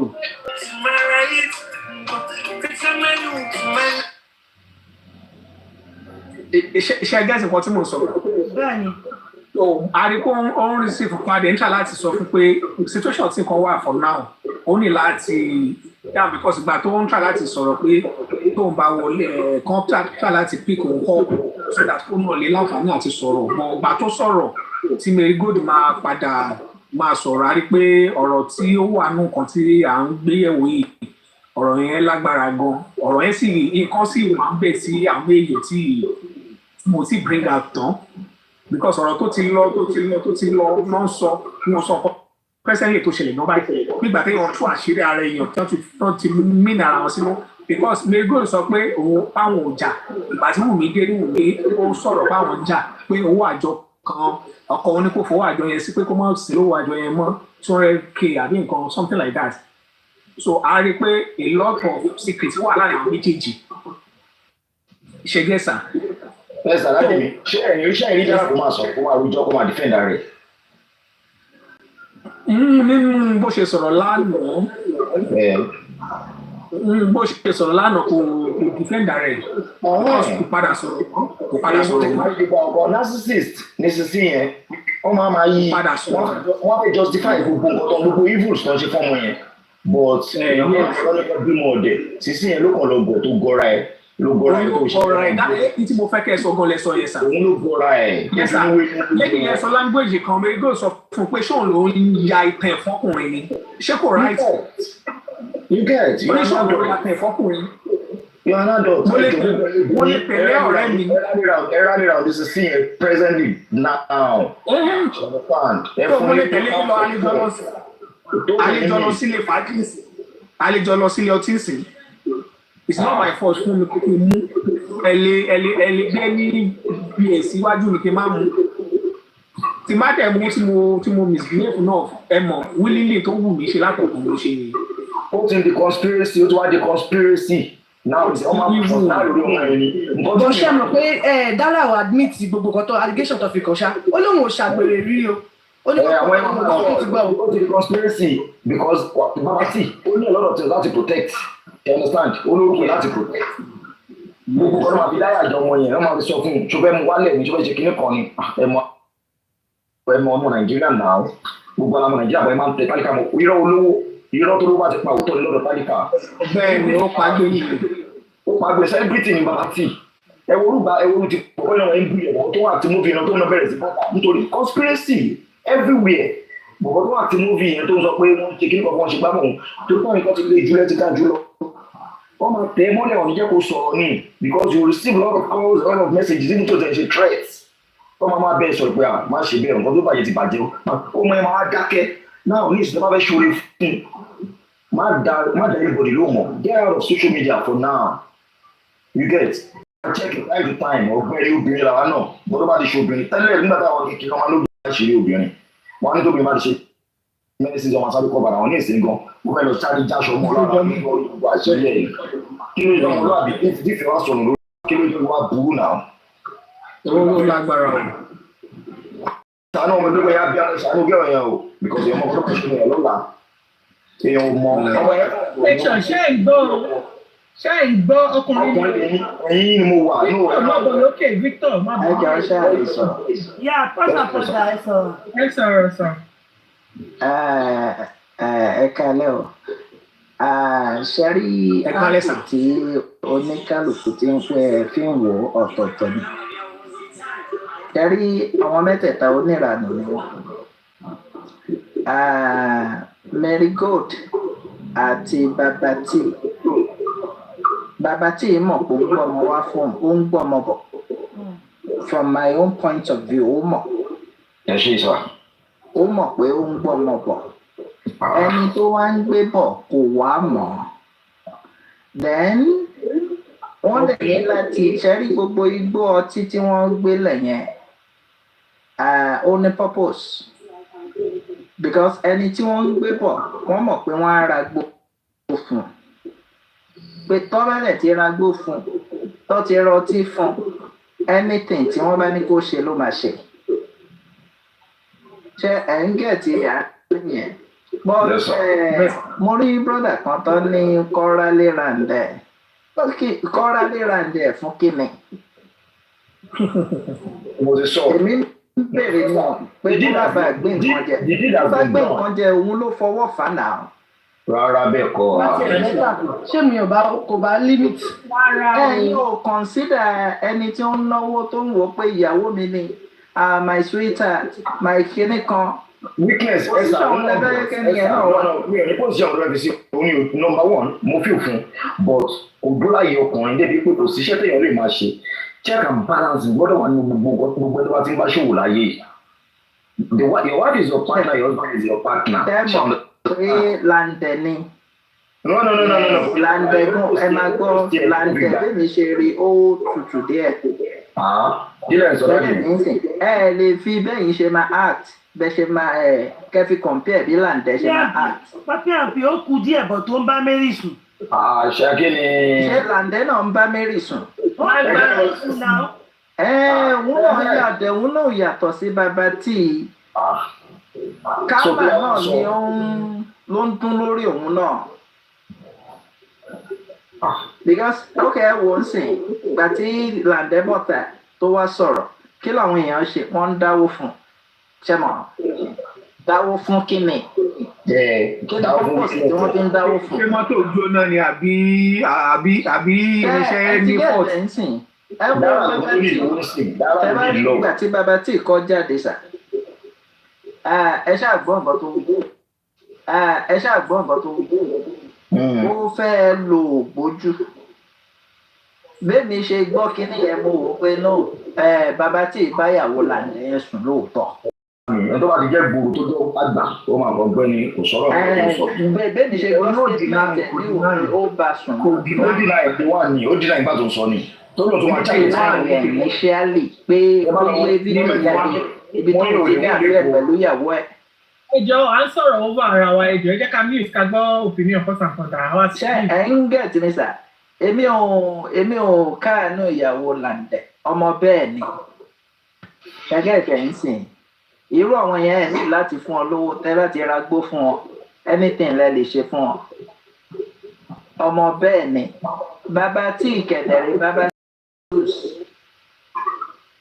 ọkùnrin ò gbọ́dọ̀ lose bẹ́ẹ̀ yẹn irú eré ìwọ la fẹ́ máa ṣe tani ó ti mọ̀ pé kí ló ń pè truth and die yẹ ó ti mọ̀ pé ẹ fẹ́ fi doni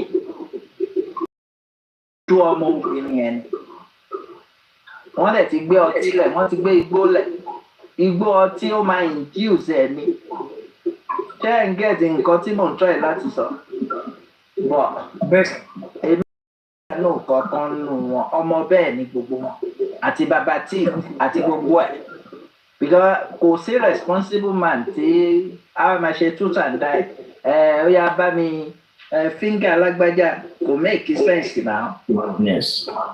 ṣẹ́yẹ̀ finger ó yá tó bá tó bẹ̀ finger alágbájá tó bá tó bẹ̀ fún mi ń dọ́gì ọ̀rọ̀ yẹn náà ọ̀rọ̀ rírùn ni. ṣé ẹ̀yin lè ṣe irú ẹ̀ sá ẹ̀yẹ́ fi sí position ẹ lè ṣe irú ẹ̀ tí lẹ́yìn náà máa ṣe truth and die bá ní ok jẹ́ fún lágbájá ń dọ́gì tó bá tó bẹ̀ fún lágbájá ń dọ́gì kò make sense. So àti Marigold àti ìyàwó Lande àti bàbá tí nǹkan kan náà ní gbogbo wọn ibi tí view tèmi fi wò ó nìyẹn sà.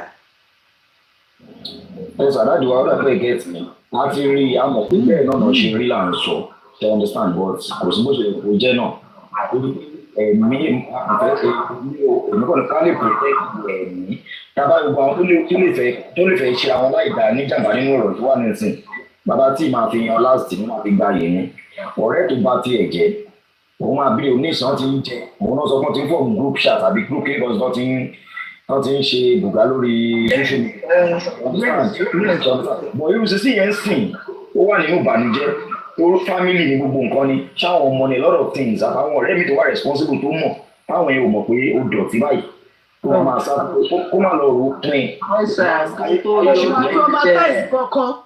nǹkan tó yọ ló jẹ́ bọ̀ ṣé ọ̀rọ̀ tẹ́ ń sọ ìsà pé ó lọ́mọ ṣe gbá ó ṣe òun ò mọ̀ pé tóun lọ́mọ ni báwa ti lọ mo ti analyse kí ní kọ́ta ọmọ mi wà tó wà mẹ́rin máa wò pé tòótọ́ díẹ̀ wà nù element of truth kékeré ọ̀nà ṣẹ́rí stage kan máa wà tó bá jẹ́ pé stage yẹn ló ti fix another society another environment ó lè mọ bẹ́ẹ̀ lọ́mọ òun ló ṣe máa ń mú ìyàrá ìlú ìbò àtọkùnrin tó kún fúnra ẹni fọkùn ṣe example tó bá kúrò ní Naija ń sìn tó lọ ìlú ìbò tó lé 10 years kò síbò ìlè lágbára tó bá wà dé ọmọ máa wò bí ọ̀dẹ́ tí brain náà wà ń gbà ẹ̀ wà ọmọ yẹn lọ́wọ́ ìjò ló bẹ̀rẹ̀ sí bímọ olórí ọmọ tó ní kó ṣe bákan bákan gbà yẹn ọmọ tó bímọ ní age of 13 èjì yẹn tó fi máa wà lé ọkọ ẹ̀ tó 13 kó máa lórí ọkọ ẹ̀ lọ títí tó fi lọ 60 èjì ò ní kọjá age of 13 kò ní máa response ìmọ̀jú age of 13 lọ ọmọ yẹn ṣe ìrẹ̀bẹ̀ ní kóun ṣe ìṣeré ẹsà ṣé kò mọ ṣe kò mọ pé ọkọ tó ń ṣe ni ọdún mélòó ni èmi ò gbà pé kò mọ ọkọ tó ṣe sá o ọdún mélòó ni sà. present age ẹ̀ lẹ́ ń treat mi mọ́ age ẹ̀ wọ́n bí kò tí ì 35. tó gba 35 ó ṣà tó bá tiẹ̀ ti 30 ó ti dàgbà tó láti mọ ọkọ tó ń ṣe ẹ̀sà ní nǹkan tí Yorùbá sọ ẹ má bínú sa nǹkan tí Yorùbá sọ wọ́n ní tí ọmọ sí bá pé 20 ọdún ó yẹ kó mọ bí life bó ṣe jẹ́ ó yẹ kó mọ bí life bó ṣe jẹ́ iṣẹ́ kì í sọ fún ọ mo sọ lórí program mo sọ lórí platform yẹn lánàá sá sorry o MFM máa gẹ ọ máa confam nǹkan tí mo sọ yìí Germany mo wà tí mo ti bá ń sọ̀rọ̀ kẹ́ńkọ́ ṣe rí ẹ̀yin màmá wa ní iṣẹ́ ṣe lórí àwa ọmọ ní bọ́tọ̀ ọkùnrin àti obìnrin ẹni iṣẹ́ gidi ṣe lágbára ọlọ́wọ́ ọmọ yóò lè dojú sí gbogbo ẹni obìnrin tẹ̀ wá ń gbé ṣé ń gbọ́ mi ṣe rí ẹ̀kọ́ tó bá fún ọmọ náà tó máa tún ara ẹ̀kọ́ mo ti ibi ìbàyẹ̀ tí mo wà yìí ó ní I'm going to some years now mi ò bá obìnrin ní àjọṣepọ̀ mo sọ lórí platform yẹn lánàá mi tẹ́tì obìnrin kankan ṣé mi lè ṣe ni ṣé tí mo bá sí tàǹtí máa fẹ́ lọ club tí mi ní olóbi tí máa sex ni but mo mọ nǹkan tí mo wá mo mọ nǹkan tí mo ṣe kò dẹ̀ lóde nígbà tí mo ti ṣe for now so kẹ́nìkan wá rí bí tí wọ́n sọ pé ẹnu táyì tí mo ní Nàìjíríà gbà yẹn pé tó wá ẹgbẹ́ ló sì máa wà so gbogbo lẹ́kùn àwọn kọ̀ọ̀kan tó yẹ kí n ṣe pé kò kíní yẹn ló àfẹ́tì ní ọ̀pọ̀ ìtàlá ọ̀rẹ́ nìkan bíbá ó mú mi lọ fún ọ̀pọ̀ mo lọ ṣe nǹkan tó yẹ kí n ṣe mo orúkọ mi mo protect mi lẹ́kọ̀ọ́ orúkọ mi kó bàjẹ́ ẹgbẹ́ sà lóòótọ́ ọkùnrin ni mi ò mọ̀ bóyá wọ́n kọ́ sí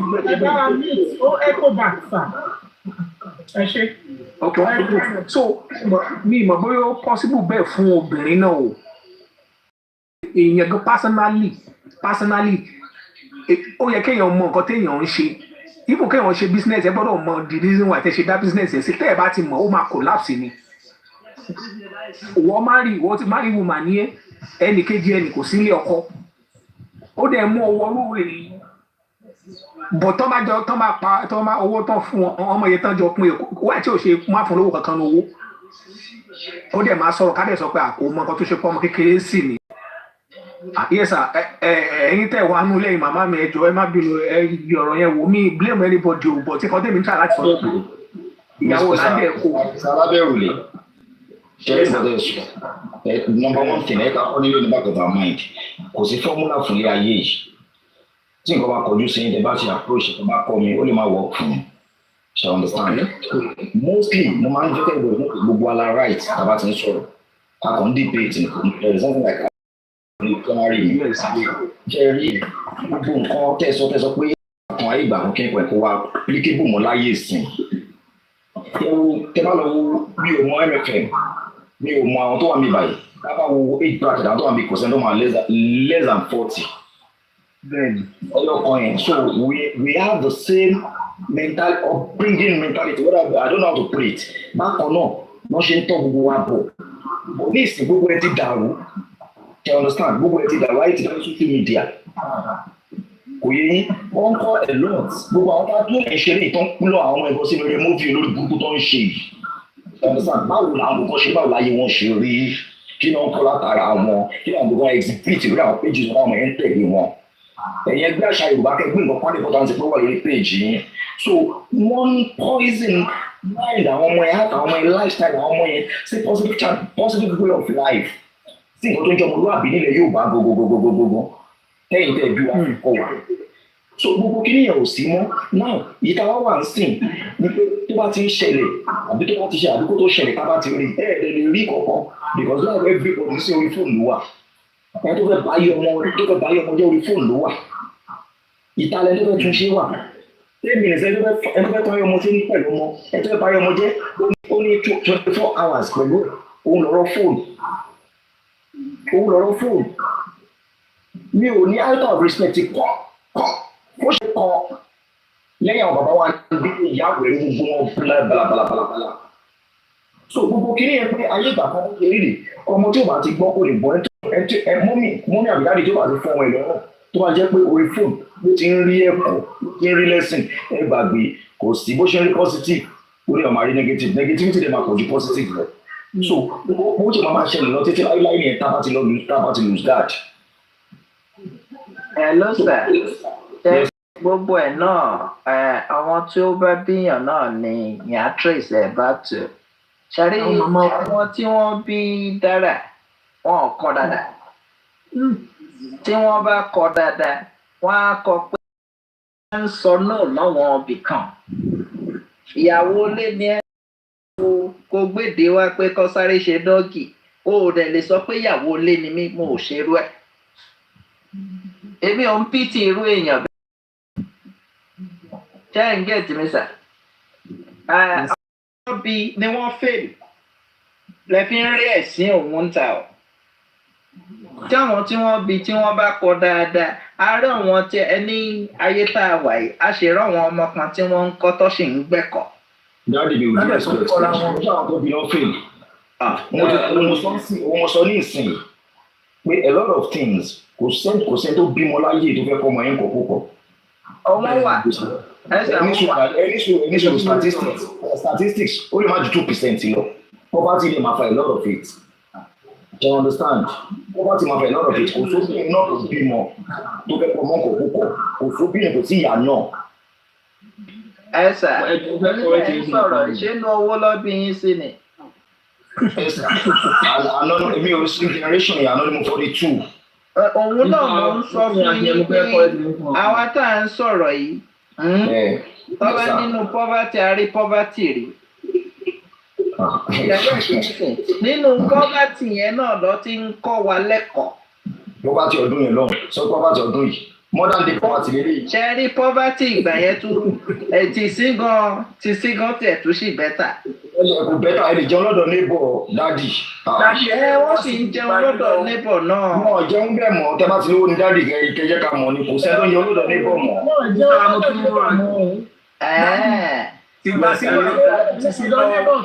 bọ́ọ̀ tó ní try láti sọ ni pé ṣẹ́rí parenting náà ibi tá a máa padà sí nìyẹn. bẹ́ẹ̀ ni àwọn òbí.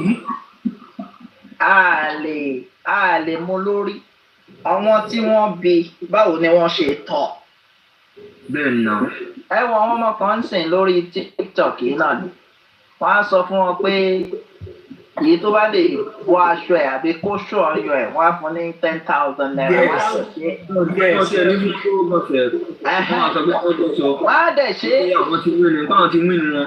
but ẹ wá wo àwa padà pé ká lọ́wọ́ àwọn òbí tí wọ́n bí wọn. ṣé ẹ̀ ń gẹ̀ẹ́tì nǹkan tí mò ń sọ tábà ní poverty. èmi náà rí gbogbo alárí poverty rí àbí díẹ̀ náà àwọn èèyàn ló rí poverty rí. kò sẹ́ni tí kò rí poverty náà.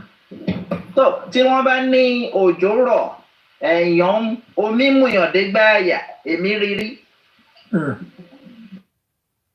ṣùgbọ́n with that àwọn òbí tó bíyàn á sì máa ní báyìí lọ̀rọ̀ ayé ṣe rí o báyìí ló ṣe rí o má lọ dáràn tó bá dáràn má sọ pé o níyàwó tó bá ṣe kinní kan ṣé ẹ̀ ń gẹ̀ẹ́tì nǹkan tí mò ń tọ́ ẹ̀ láti sọ. bẹ́ẹ̀ dádì.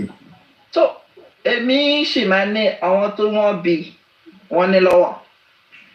ọmọ náà di ẹrù. ọmọ náà di ẹrù. kò fẹ́ gbà ká tẹ̀ sọ pé inú poverty náà bí sí mà ṣé ẹ̀ ń gbọ́ ká sọ pé inú poverty náà bí sí ó ti kọ́kọ́ bí àwọn ọmọ kan kó tó di pé ó fẹ́ Lande. ọmọ méjì ó tó fẹ́ Lande wá fẹ́ pẹ̀lú àwọn ọmọ yẹn ṣe understand ó wá sọ fún Lande pé káwọn kúrò ní mainland káwọn máa lọ sí island And that boy did that for her. What else does she want? She doesn't want to learn. She chose her path. Torí kó jọ ọmọdé ní ìṣọ̀ iṣẹ́ wọn ni. Iṣẹ́ àti wọn ṣe. Kéèké tí ọmọdé wọn ṣẹ̀ṣẹ̀ máa ṣe. Nǹkan tó láìkì nìyẹn, she don't live in poverty, they don't live in the island. They are making conversant pẹ̀lú government and governance in Nigeria. She chose that path for herself. Àyẹ̀ní ṣòro mà, Fáṣọlá sọ kìíní kan lọ́dún kan lọ́hùn. Níṣọ́ máa láwọn kó ló máa bí ìṣẹ̀lẹ̀ kejì, ìṣẹ̀lẹ̀ kejì lọ́dọ̀. A lot of things she get. We fit protect our parents. Tí mo sọ fún our parents this time around yẹn.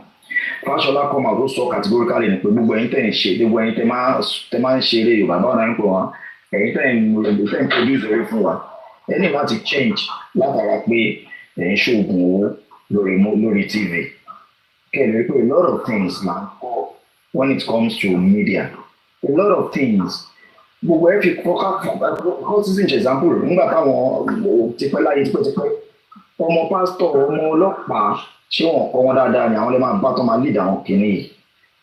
Society everybody gbogbo everybody wa product of the society abẹ́rẹ́màgbé ìtàn báwà la máa jẹ́ díẹ̀ ni parenting díẹ̀ ni society ló ń kọ́ wọn àwọn social media àwọn public figures yìí àwọn náà ń ba ayé wa jẹ́ àwọn ni a lot of things àwọn sensor kankan mọ́. Mr. Mutu ranking ẹ jẹ́ kí n correct yín fún ọkàn ṣẹ́ ń bọ́ mi báyìí. Ṣé ẹ rí Dara yẹn ó mọ ohun tó ṣe wọn ṣẹ̀ṣẹ̀ máa ṣe tú ọ̀dí ẹ̀yẹn òun àti Marigold yẹn. Ó sọ lánàá. Ṣé wàá rí Marigold yẹn plan wo tiẹ̀ ni pé due to pé Dara ó ti ṣe rí nípa pé boyfriend ẹ̀ tó gbà tó ní mọ́mí kìíní kan àti kìíní kan wọ́n ti jọ gba boyfriend wọn ó fẹ́ ṣe kíni ó fẹ́ dalé rẹ̀ láti padà sí street ni. Ó ti wá ọmọ weaking point ti èyí ìyàwó Lande yẹn that's why ló fi bàbá tí true ẹ̀. Ẹlẹ́ẹ̀kẹta náà sì tó ni pé ìgbà mi máa wà dé pé èèyàn máa ń gbóbìnrin lọ fún yàn ẹni yẹn kò ní mọ̀ pé wọ́n ń gbóbìnrin bọ̀ wá bọ̀ wọn. Ó ti ṣẹlẹ̀ sí mi rí dáadáa. Ọmọ máa wá mi wá láti Instagram tí ẹgbẹ́ báyìí ọmọ máa wá mi wá láti Instagram dáadáa. Ọmọ máa wá mi wá láti Instagram dáadáa. Tí ẹgbẹ́ báyìí ọmọ máa wá láti Instagram dáadáa tí ẹgbẹ́ yẹn sì máa níjọ́ tó wá yẹn náà lè sì máa bá a sùn. Bọ̀dá mi ṣé bàbá tí òun lówó ń gbà tó ń lọ. Ṣé wọn gbowó lọ́wọ́ ẹ̀ nìyà wọ́n gba owó tí ọ̀ díẹ̀ tí wọ́n gbà lọ́wọ́ ẹ̀ tí wọ́n gbà ni. Ẹ máa gbọ́ mi báyìí He is above 18 ó fi above 18 wá àdìjọ pé kò mọ tó ń ṣe só lè lọ sẹ́yìn. Ó ti mọ tó ń ṣe kéde pé bóyá èjì ló ń bí sí fẹ̀ ojú kòkòrò ló ń dà láàmú. Ní ọgọ́ tí mo rí nípa ọ̀rọ̀ yìí ni pé Ọlọ́run wọ́n fẹ́ kó Mr. Lande yẹn yọ and then nǹkan tó sì ń wá rí bẹ́ẹ̀ ni pé Lande yẹn ẹwà ló fẹ́ kì í ṣe kó fẹ́ ìwà. Ẹwà ló fẹ́ mọ́gẹ̀ yẹn lára kì í ṣe ìwà rẹ̀ ló fẹ́ mọ́ lára. Èyí tó jẹ́ manager Lande yẹn tá gbé bóyá lóòótọ́ tó jẹ́ true manager tó jẹ́ ẹni tó ń wá rere fún ọ̀gá rẹ̀ ni kò yẹ kó gba Lande gan láàyè láti má rí gẹ̀ yẹn because ó ti mọ ìwà tó ń bẹ lọ́wọ́ gẹ̀ yẹn òyìnbó náà oṣù tó wá sọ pé true ẹ̀ náà ló fi mọ̀ gbogbo ti sọ fún pé alágbájá jùsù pé bẹ́ẹ̀ jẹ́ sí mi báyìí ọ̀rẹ́ mi báyìí lè fẹ́ o simple tó bá béèrè pé kí ló ṣe ẹ̀ ṣáà lè fẹ́ but ó ti mọ nǹkan tó ó ní plan work kan tó fẹ́ ṣe nínú family yẹn that's why ló fi jẹ́ kí Lande fẹ́ ẹ má sọ pé kò mọ tó ń ṣe ó mọ tó ń ṣe láì dáa ó mọ tó ń ṣe láì dáa. Tóòtọ́ ni story ṣe pé Lande náà ń jẹ Marigold ṣé tòótọ́ ni wọ́n confess bẹ́ẹ̀. Wọn ò confess ẹ o. Ẹ lánàá màmá sọ bẹ́ẹ̀ wọ́n ní confess pé Lande ń jẹ Marigold. Màmá sọ bẹ́ẹ̀. Màmá sọ bẹ́ẹ̀ bọ̀ ó deny lánàá. Ó deny. Mo ti sọ kí nìkan síwájú pé gbogbo ọ̀rọ̀ yìí kò sí bó ṣe lè kọjá ẹ̀yin tẹ́ bí wa ẹ̀mọ́ mi wá mọ̀ bí àwọn rẹ̀ a lot of truth wà tó wà hidden ní horo. Ṣé understand? Tí Lande bá ń jẹ sísí yẹn ṣé understand? Gbogbo nǹkan tó lè fàdé obìnrin láyé iye owó ni.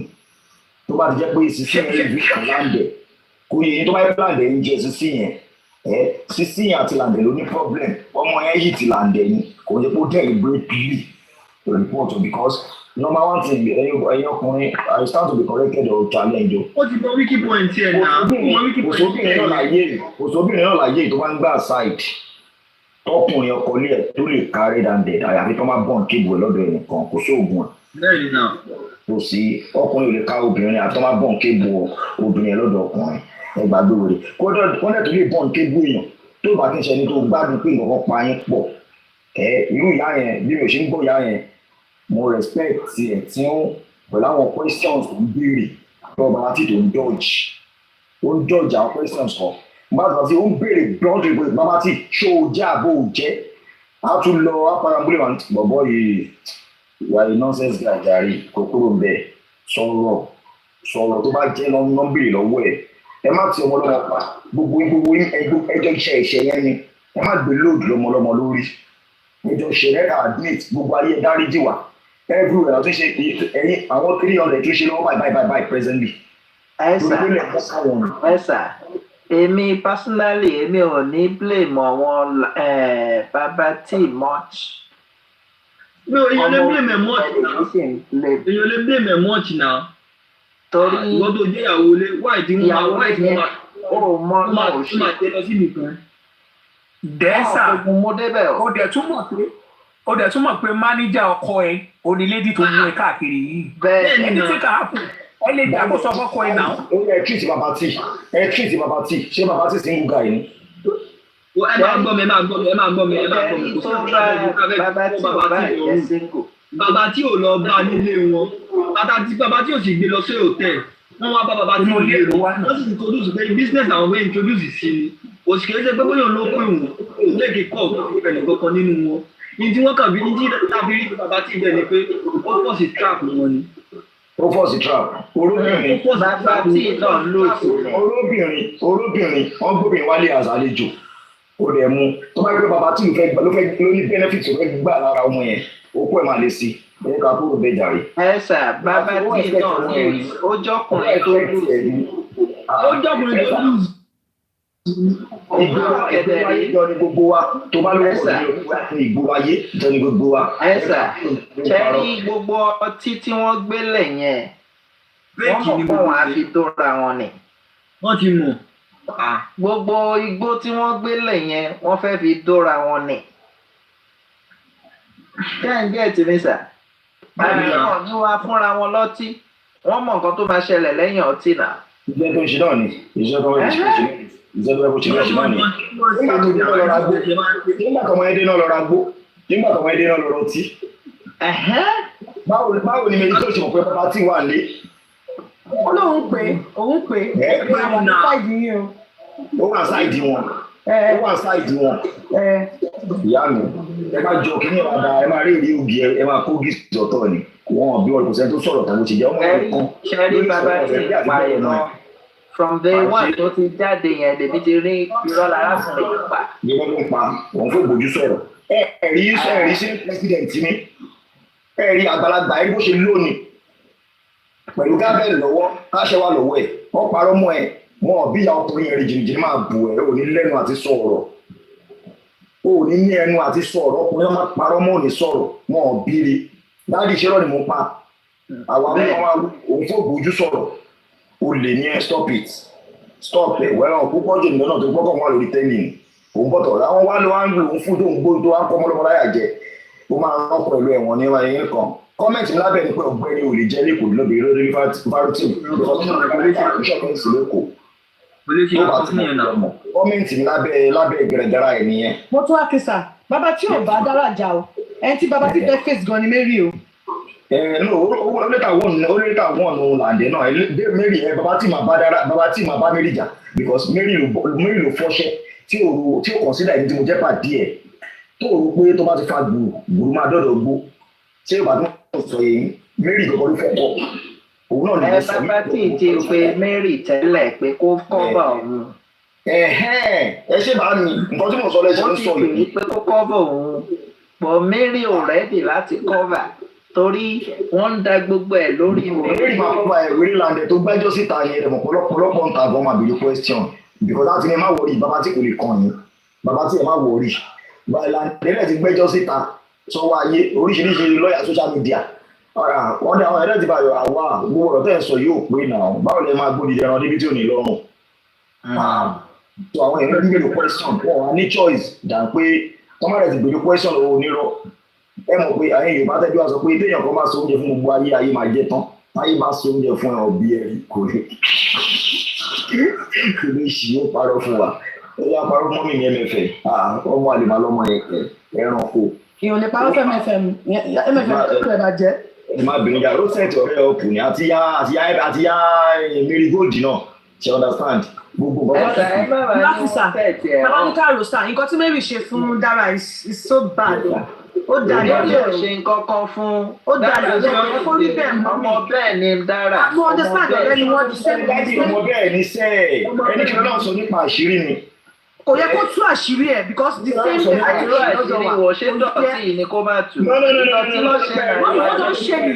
ẹ̀sà nítorí pé ẹ rí ló ṣe dìdọ̀tí ẹ̀sà nítorí pé ẹ ti rí ló ṣe dìdọ̀tí àṣírí máa jẹ ọlọ́run mọ̀ kó tó ń jẹ́ àṣírí ọlọ́run pa máa dọ̀tí lórí sọ pé má ṣe túwò wo ọmọ ẹ̀dá ẹgbẹ́ síta má tu ọmọ ẹ̀dá ẹgbẹ́ ẹ̀kọ́ ń sọ̀pọ̀tì àwọn olóṣó yìí ní olóṣó ni gbogbo. ẹ̀sà olóṣó kọ́ là ń sọ ẹni tí mo kọ́ ẹni tí wọ́n sọ rẹ̀ tì ilé ìmọ̀tà tó ṣẹlẹ̀ ní à ń tírètì dádì mi. òun náà ni mátà olóṣó ni. ó ti ṣẹlẹ̀ ẹjọ́ sá gbogbo wọn ni. ẹjọ́ sá Mr. Abdulakiyo mo fẹ́ pé ẹjọ́ ṣe mọ̀ pé akànjọ́ ń debate náà ní sàó sorry sàó pẹ̀lú bẹ́ẹ̀ ṣe ń sọ̀rọ̀ ṣe hàn pé àwọn ọmọ méjèèjì yóò mọ̀ pé nǹkan táwọn ṣe ò dáṣá ẹ believe ṣá. kò sẹ́ni tí ó mọ̀ ẹni bó ṣe ń sọ̀rọ̀ lánàá ni. ẹni ẹjọ́ ká sọ ẹni sùúrù. ó tún ti bọ́ sóbi láìfù ní ẹ̀dá tó ti ṣe fàájì tó ti ń ṣe ọ̀rọ̀ ládàá tó ṣe gbogbo. ìjà ti dìjà gbangba. ẹ̀sà ẹ̀gbọ́n tí Mary Gild sọ ó ní ẹbí kan tóun jẹ ní pé òun ò sọ pé ìyàwó ilé ni. ó ti promise fún ọmọ rẹ ó ti ní ó máa promise bàbá tí ó sì mẹ dádì ẹ̀yin náà lè sọ dádì ẹ̀jẹ̀ ògá rẹ̀ ẹgbẹ́ kan tó sọ yìí ọkùnrin sábà ìṣòwò nìkan ló jẹ́ ní industry ọkùnrin láìkì ìfà ẹ̀yin tẹ́ bí wàá mọ̀ ọkùnrin aláìkì ìfà ó má gbé ẹ̀ wá pé àbí tó wá jẹ́ pé òun nìkan ló ń jẹ́ ní industry tó bá ti jẹ́ pé òun ṣòwò nìkan ló ń jẹ́ ní industry wọ́n pàṣẹ iṣẹ́ ẹ̀ ni. òun náà mo fi sọ pé olóṣó ni gbogbo wọn. bàbá tí oṣù ọkùnrin lòun náà. má sọ mi ojú máa sọ mi kó mọ̀ wèrè ní ẹni ojú máa sọ mi kó mọ̀ kó yàwó lábájá ni. no ó lè má mọ̀ ẹ̀sà ó lè má mọ̀ initially bó padà. bàbá mi ni ìgbà Lande náà public figure lòun náà Lande náà public figure ni wọ́n ti jẹ́ pé òun nìkan ló ń jẹ́ ní industry ẹ̀sà ó kọ́ mi lè má jí mọ́ ẹgbẹ́ ní industry gan ìwà ọ̀dàlẹ̀ ló wù. ẹ máa gbọ́ kábíwáàzù mi gbé bàbá tí ìwọ nǹkan bàbá tí wàá mọ̀ pé ìyàwó Lande ni ó sì tún wá kọnu síyàwó bàbá tí mo yára bàbá tí wàá kọnu síyàwó Lande pé ok fine ó yá mo fẹ́ máa jẹ́ṣẹ́ tí ìyàwó Lande lẹ́tọ̀ọ́ láti gbà fún tó lẹ́tọ̀ọ́ láti gbà fún àbí ò lẹ́tọ̀ọ́. ó yá jẹ́ ká tó wá lọ sínú ìwé kò lẹ́tọ̀ọ́ láti gbà fún. ẹni sùúrù Yorùbá ní ẹni sùúrù kò dáná ìbéèrè question. máa gbọ́ mẹ́ kò lẹ́tọ̀ọ́ láti lọ sí bàbá tí without concern pé Lande mọ̀ pa ẹ̀ kò lẹ́tọ̀ọ́ láti mú bàbá tí without pé Lande mọ̀. morality. ok fine wọ́n wọ kájú mi pé ó blind wọ́n fi dẹnu géètì bàbá tí ìgbà tí wọ́n wọlé bàbá tí tó ní àbíkà ìlànà pé kí ní kọ̀ọ̀bá ìlànà ń bọ̀ wáyé tí sẹ́ǹsì ẹ̀ tí ò bí lágbájá mo lọ́kọ lé mo lè wá sílé ọkọ lọ́kọ mi dágbé ọkọ mi mọ̀ nípa ìpínlẹ̀ máa ní láti máa lọ sílé padà sẹ́ǹsì ìgbà tó sí ní táìmù yẹn sẹ́ǹsì ìgbà tó start géèmù kan ṣẹ́kù ẹ̀kọ́. báwo yẹ pé ìyàwó nílò òun ó sọ bẹ́ẹ̀ ìyàwó start game ó lóun sọ pé ìyàwó olé lòun ìyàwó Lande lòun òun ò lè ṣe o wọ́n tó start game. wáyé tí ò lè dìde kúrò níbẹ̀ kó máa lọ sílé. ó lè padà ṣe. Esma ẹni ó lóun ò lè ṣe tó fi gba dọ́gì ìyàwó nílẹ̀ ní irú yẹn ó mọ tó ń ṣe dáìdì fat ẹ má jà fi ẹ má ṣì mí gbọ́ o ní kò mọ nǹkan tó ń ṣe but the deed has been done ẹjọ́ tó ń rò tó ń gbẹ́rù lé lórí ni mò ń sọ pé. ó náà máa gbélé lórí bí. òun náà ni ìbàjẹ́ pọ̀ náà lórí ìbẹ̀sẹ̀ tó bẹ̀sẹ̀ kìsẹ́. òun náà máa gbélé lórí ẹ tí wọ́n ní tó tọ́ ọgbọ́n tó ní kó lọ pààyàn ó ti wà ní máìndẹ̀ láti ṣe kìnnì láti ṣe nǹkan bẹ́ẹ̀ ni. ẹ jẹ́ kí n sọ̀rọ̀ kan fún ilé ẹ kí n sọ̀rọ̀ pé dájú wa àmì tó máa sọ pé bóyá ọ̀rọ̀ ni Yorùbá àwọn ẹ̀yin tẹ́ fi máa sọ pé kò jẹ́ kí n gbádùn obìnrin gbà fún lára gbogbo ìwé kẹ̀dẹ̀ rí àti rìsáàṣì àwọn Yorùbá àwọn àgbàlagbà àwọn ilé ìbò ni pé bọ́lá ti dá àwọn obìnrin ó dá wọn pẹ̀lú ọpọ́n tó fẹ́lẹ́ kò sí ìyàwó pásítọ̀ tó bá tòṣe tó bá padà lẹ́yìn yẹn tó máa sọ yes fún ẹ ẹjọ́ àti máa tẹ̀lé ẹ ní sùúrù. Méjì gbogbo obìnrin ẹ máa gbọ́ ẹ bá fẹ́ máa kàtó. Ní sùúrù. ẹ̀yin ìyá wa tó wà ní ẹ̀ sọ̀rọ̀ ní ẹ̀yin ìyá wa. Mo ti pòwe tó gba ẹyẹ máa káńtà irọ́ kò jẹ́ kí n gbádùn obìnrin máa gbà fún ọkùnrin ní ọgbọ́n tó bá fẹ́ bóbìnrin sọ̀rọ̀ ṣe understand bọ́lá ṣe àdámọ́ obìnrin ọkàn tó fẹ́lẹ́ náà ní kò sí nǹkan tó fẹ́ ṣe sí ordinary ice cream 10 naira ó lè jẹ́ kóbìnrin ní ìyípadà lọ́kàn fún ẹ ṣé Yorùbá tí mo sọ yìí ó lè jẹ́ kóbìnrin ní ìyípadà kan fún ẹ ṣe rí ẹ jẹ́ ká treat obìnrin bóbìnrin ṣe rí èmi mo máa ń sọ mo gbọ́dọ̀la obìnrin máa dúró tí wọ́n ti mi ò fi ní mímọ́ obìnrin bá ṣe mo máa dúró ti pààyàn nítorí bó ń ṣe níbọ̀ ìjú wọn ò lẹ́yìn ètè lásán ọkàn ni tó bá tí tó bá fẹ́ ọmọ yẹn tó bá fẹ́ ọmọ ìyàwó lórílẹ̀‐èdè bòmí tó bá ti rí ó máa mú ọdún jọ agbára tó jọkùnrin lára agbára tó lọ ń ṣe fọkùnrin nìyẹn pé kò sóbìnrin náà. àpò ń ṣe gbogbo obìnrin nìyẹn máa ń mú bẹ́ẹ̀ o. Báàdì tó máa lọ sí ọmọ ọmọ àti àwọn tó fẹ́ra wọn sílé ọmọ ẹgbẹ́ tí àwọn tó fẹ́ra wọn sílé tó máa fẹ́ra wọn tó ẹ̀bẹ̀rẹ̀ báwo ló ṣe tó ọkọ àti àwọn tó fẹ́ra wọn sílé wọn á bèèrè pé báwo ló ṣe fẹ́ ilé yìí. ẹ sà wọ́n ń ṣe gbogbo obìnrin nìyẹn máa ń mú bẹ́ẹ̀. mi ò sọ pé 100 mo kàn sọ pé bọ́lọ̀ lè ṣe nǹkan ẹ̀. ẹ lè mú olóṣó bẹ́ẹ̀ àwọn olóṣó wà. àwọn olóṣó bíi Dara.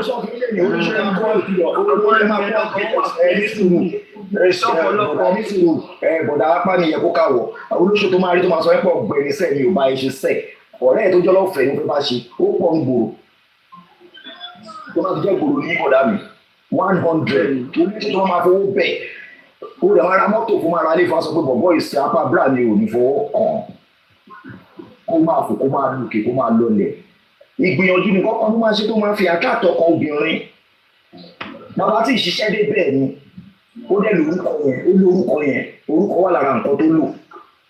Oya iṣẹ́ kí ló ṣe níjọ́ yẹn tó lè sáré ṣiṣẹ́ níbẹ̀ ẹ bá mọ̀. Iṣẹ́ ọjọ́ kọ̀ọ̀kan nìkan tó ṣe ẹlọ́bẹ̀ lọ́wọ́ àwọn Pasuma àwọn obìnrin máa sọ nóò fún wọn àwọn bàbá tó jẹ́ Sunny Adé obìnrin máa sọ nóò fún wọn ẹni tó obìnrin tó mú ó ti mọ̀ ẹ́ ó ti gbọ́ ẹ tẹ́lẹ̀ wọ́n ti sọ̀rọ̀ ẹ wọ́n ti tà ẹ fún tẹ́lẹ̀ ni yàtọ̀ sí olóṣù tó wà lójú títì tèmi nípa tó lọ́ọ́ zò ni obìnrin tó gbé wá lé ẹ wọ́n ti sọ̀rọ̀ ẹ fún un wọ́n ti fọ́ fún ẹ ẹ̀yin mọ́mì mi ẹ̀dẹ̀ sọ̀rọ̀ ẹ̀dẹ̀ dámi dájà yìí. Ṣé ẹ̀ ń gbọ́ mi báyìí ẹ̀gbọ́n mo fẹ́ sọ ọkọ fún yín ṣé ẹ̀ ń gbọ́ mi báyìí àwọn obìnrin kan wà tèè pé kúkú fẹ́ ṣe ṣọ́ọ̀tì yẹn obìnrin mi bá ti mú ṣọ́ọ̀tì yẹn ṣé ẹ̀ ń gbọ́ mi báyìí. ṣé èkó náà ń gbé. mo ń gbé nínú mọ́ ní kílókọ̀ ẹ̀ nínú UI nígbàdàn gbà ẹ̀. ẹ fi fọ́múlà UI bá mi jọ́ọ̀jì fọ́múlà èkó. no ẹ máa gbọ́ mi ẹ jẹ́ kí n ṣàlàyé ọkọ̀ fún yín àwọn obìnrin kan wà tèè pé ẹ máa gbọ́ mi ara tó fi take advantage ṣe tí wọ́n fi mọ̀ pé tó mọ̀ ọ̀rọ̀ èkó ni mò ń sọ ọ̀rọ̀ èkó mò ń sọ ṣe gbọ́ mi èkó bá ṣe ń lo èkó bọ́n ṣe ń lo láìpẹ́ ní Ìkẹjà ẹ jẹ́ kí n sọ fún yín bọ́n ṣe ń lo láìpẹ́ ní Ìkẹjà ní Ìkẹjà ó yàtọ̀ sí láìpẹ́ Sùúrùlérè ẹyọ kan ẹ tún gbọ́ lẹ́yìn kẹbì lọ́wọ́ àárẹ̀ Èkó ara Ìkẹjà ẹni sùúrù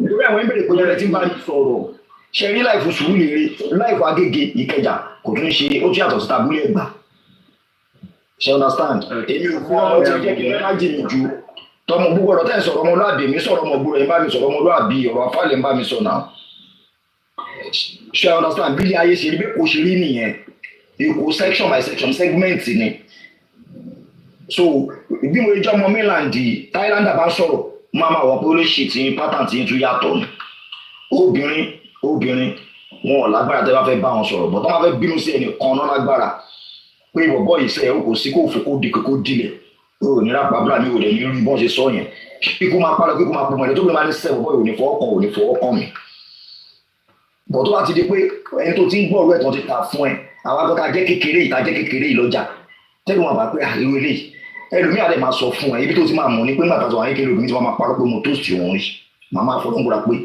mo láìkì ẹ̀bọ̀ mi ò tí ì dẹnu kọ́ rí bọ̀ tòun náà rí àwọn moves ní pé wèrè kò fẹ́ post mi obìnrin tó wá sọ pé get boyfriend mi ni táàdé tí toast ara rí táàdé sọ̀rọ̀ rí kí ló fẹ́ bọ̀ àpò ó ò ní lẹ́nu ọ̀rọ̀ tóbìnrin máa lè sọ bẹ́ẹ̀ fún ẹ máa dákẹ́ máa òbí ọ̀dẹ̀ ìjọ ẹ̀ làwọn ọ̀rẹ́ mi níjọ́ tí mo dì láyè kọjá pé ara mi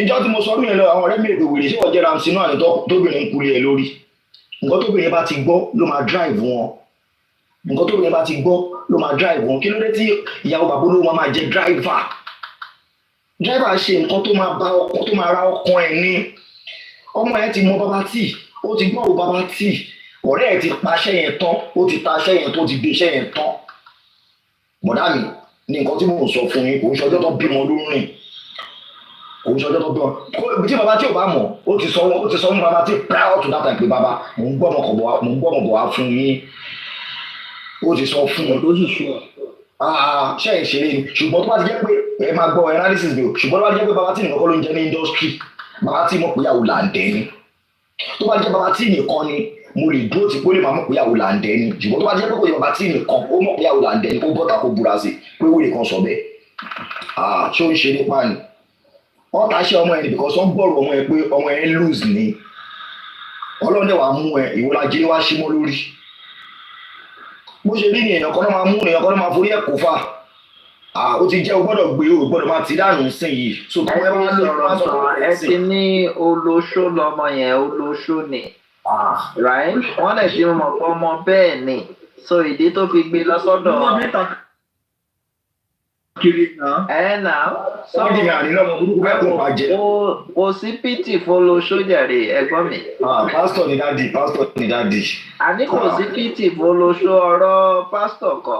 bàbá jọ pásítọ̀ ní sọ ó ṣe ṣí mọ́ lórí ìsìn tẹ́yìn náà bá tún lọ sínú inbox ẹ̀ tún jẹ́ ń bẹ̀. bọ́lá ṣe dóbìnrin nìyẹn kí ló fẹ́ ṣe ṣé òun ovulate náà scientifically ó máa ní urge ṣé torí pé wọ́n ti kú mi ò ní rìn lẹ́mú. èèyàn tó sọ fún ọkọ ní ẹ̀ pé ó ní hormone òun ò ṣiṣẹ́ hormone ò ṣiṣẹ́ for 8 months ó dẹ̀ ń ṣiṣẹ́ ń tà.